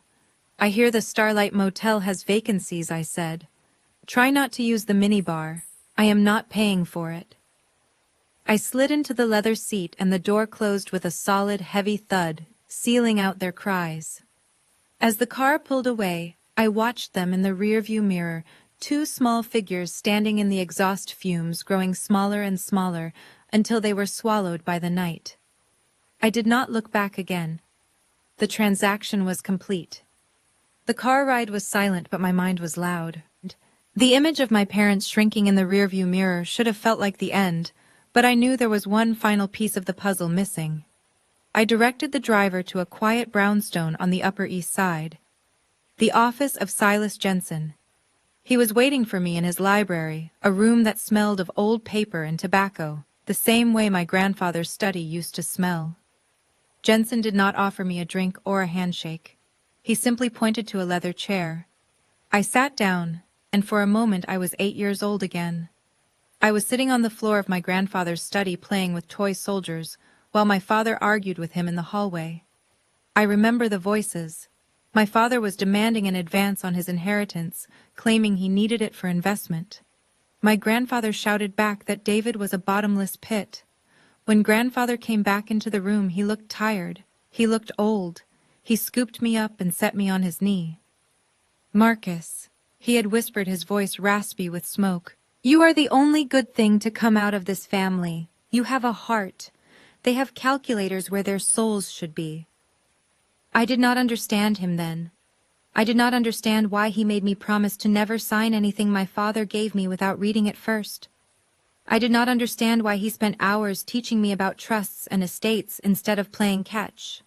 He was preparing me. He was arming me for a war he knew I would eventually have to fight alone. Jensen interrupted my memory. He reached into his desk drawer and pulled out a thick envelope sealed with red wax. The seal was unbroken. It had been waiting in that dark drawer for 20 years. "Your grandfather gave me this the week before he died," Jensen said, his voice soft. "He gave me strict instructions. It was only to be opened in the event that the repayment clause was triggered. If your father had never handed you that bill, this letter would have been burned unread. But he did. And so this belongs to you." I took the envelope. My hands, which had been steady while I destroyed my family's lives, were shaking now. I broke the seal. The paper inside was brittle, but the handwriting was strong and familiar. "My dearest Marcus, if you are reading this, it means my worst fears have come to true. It means your father and mother have finally proven that their greed outweighs their love for you. I am sorry. I am so sorry that I could not change them. I tried to raise David to be a good man, but some rot goes too deep. I saw the way they looked at you. I saw the way they treated you like a burden, while spending my money on their vanity. I knew that one day they would try to cash you out." I read on, my vision blurring. The letter detailed the clause. He explained that he had written it as a trap, a test of character that he prayed my father would pass, but prepared for him to fail. He knew that if David ever demanded repayment for raising his own son, it would be the ultimate act of betrayal. And so he ensured that the moment that demand was met, the power would shift. "You are the heir," Marcus the letter concluded. "Not because of blood, but because of spirit. You have the strength to build something real. Do not let their failure define you. Do not let their coldness freeze your heart. I loved you from the moment I held you. You were never a burden. You were my legacy. Use what I have given you to be free." The paper slipped from my fingers. A sound escaped my throat, a ragged gasp that tore through the composure I had worn like armor for so long. I leaned forward, burying my face in my hands. The tears came then. They were not the angry tears of the boy left at school while his parents went on vacation. They were not the bitter tears of the man mocked at his own birthday party. They were tears of relief, tears of gratitude. For 32 years I thought I was unlovable. I thought I was a mistake, but I wasn't. I had been loved. I had been protected. My grandfather had reached out from the grave to shield me, to give me the weapon I needed to save myself. Jensen sat silently witnessing the only moment of weakness I would ever allow. He pushed a box of tissues across the desk. I wiped my face, taking a deep breath. The emptiness in my chest was filling up not with anger, but with peace. My parents had sold me, but my grandfather had bought me back long before I was even born. He had bet on me, and I had won. I stood up carefully, folding the letter and placing it in my breast pocket next to my heart. "Thank you, Jensen," I said, my voice thick but steady. "You are welcome, Mr. Brooks," Jensen replied. "Your grandfather would be proud." I walked out of the office into the cool night air. The rain had stopped, the stars were out. For the first time in my life, I did not feel like an orphan. I felt like a son. And that was worth more than every penny in the trust. The eviction notice on the mansion door was not a warning. This time it was a final judgment executed with the ruthless efficiency of a corporate liquidation. My family returned from the gala still wearing their rented finery, only to find their key codes disabled and their belongings packed into black trash bags on the curb. They stood in the driveway shivering in the night air, waiting for a miracle that was never coming. Instead, they got a courier. He handed them a single envelope containing a lease agreement. It was an offer of housing generous by legal standards, but brutal by moral ones. I had purchased the tenement building where I used to pretend to live, the same crumbling brick pile they had stormed into days ago, demanding their money back. I offered them Unit 4B. The rent was calculated down to the penny to match the combined total of my father's state pension and the emergency government assistance they now qualified for. It was a zero-sum existence. They would have a roof over their heads, but not a single dime for anything else. They signed the lease because they had no choice. Life in Unit 4B was a stark lesson in gravity. My mother, Sheila, who once claimed she was allergic to polyester, now spent her days bent over the rusted bathroom sink, scrubbing stains out of second-hand clothes. The building laundry machines required quarters they did not have, so she washed everything by hand. I had security cameras installed in the hallway, ostensibly for tenant safety, but really so I could check on my investment. I watched her hands, once soft and manicured, turn red and chapped from the harsh detergent. She would scrub and weep her tears, mixing with the gray dishwater, muttering about how she used to be someone. The spa days, the luncheons, the social dominance were all gone, replaced by the relentless drudgery of survival. She had become the very thing she despised, a woman defined by her struggle. Bianca fared no better. The golden child discovered that the real world does not accept entitlement as currency. With Chad in federal custody and her assets frozen, she had to work. She applied for receptionist jobs, but without references or skills, she was rejected. Finally, she landed a job at a greasy spoon diner 3 blocks away. I drove past once just to see it. She was wearing a stained apron, her hair tied back in a messy bun, struggling to balance a tray of heavy plates. I watched as she served a table of teenagers girls who looked just like she used to look. They laughed at her when she spilled a drink, treating her with the same casual cruelty she had inflicted on me for years. She took it because she needed the tips.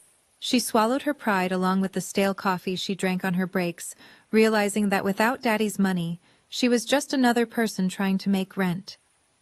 My father David suffered the most profound loss of all. He did not lose his hands like my mother or his dignity like my sister. He lost his face. The community that had once revered him now treated him like a pariah. The investigation into his campaign finances revealed decades of petty corruption, and the scandal of selling his son destroyed his moral standing. When he walked down the street to buy groceries with food stamps, people crossed to the other side. The church elders who used to hang on his every word now looked through him as if he were made of glass. He spent his days sitting on the stoop of the tenement building, staring blankly at the traffic. He was a man who had lived for the applause, and now he was dying in the silence. He tried to organize the other tenants to hold court like he used to, but they just laughed at him, calling him the broke mayor. He was a king without a kingdom, ruling over a patch of concrete stained with gum and regret. I visited them only once a month, not to socialize, but to collect the rent. I would pull up in my car, the engine purring like a large cat, and wait. My father would come down holding the envelope of cash with trembling hands.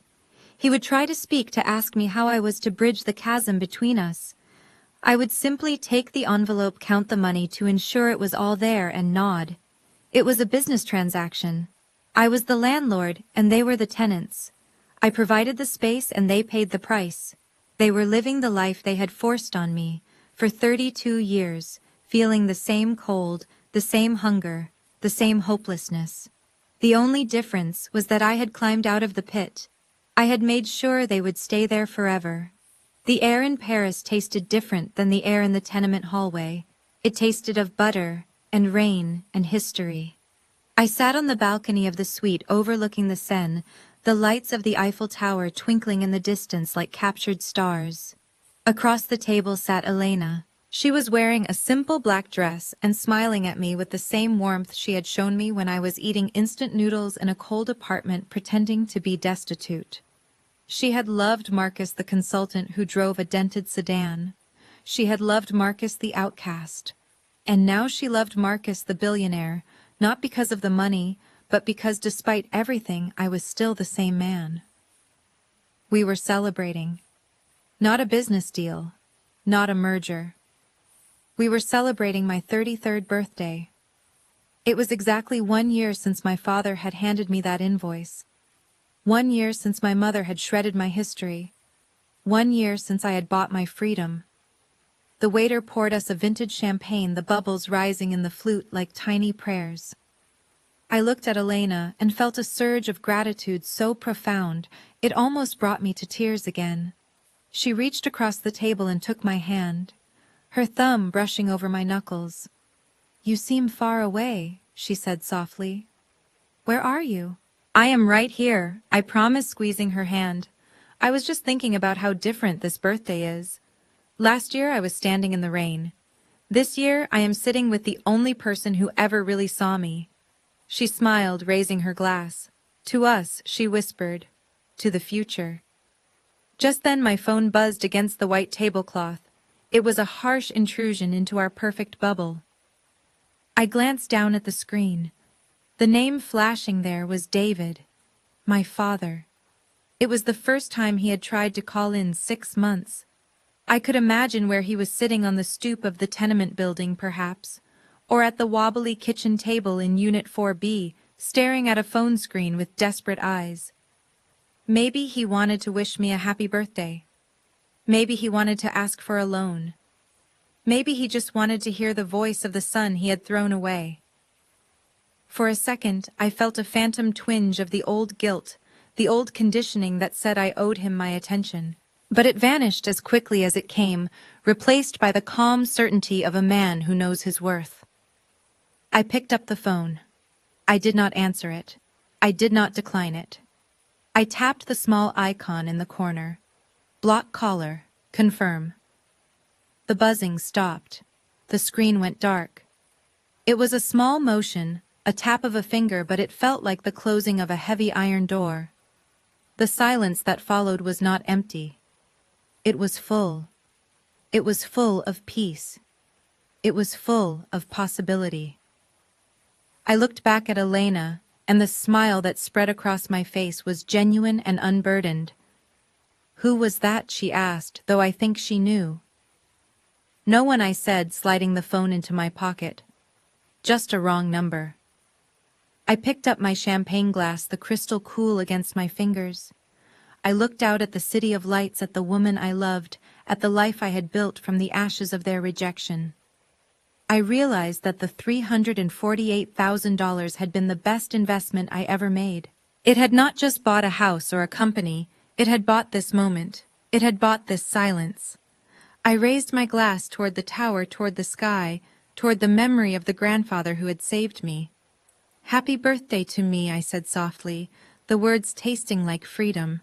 Finally, truly free. "And to everyone watching this who has ever felt like they owed their family for their existence, I have a question for you. What would you do if you suddenly had $348,000? Would you buy a house? Would you travel? Or would you buy your freedom? Let me know in the comments below. The most profound lesson here is that family is defined by genuine love, not just blood. Marcus's journey proves that your self-worth is never determined by those who refuse to see it. While his parents viewed relationships as mere financial transactions, he found true strength in his independence. Breaking free from toxic cycles often demands a high price, but the peace found on the other side is priceless. You do not owe your future to those who only see you as a burden. Sometimes the bravest thing you can do is buy your own freedom and never look back. If you had to put a price tag on your freedom from a toxic situation, what would it be? Share your thoughts in the comments below.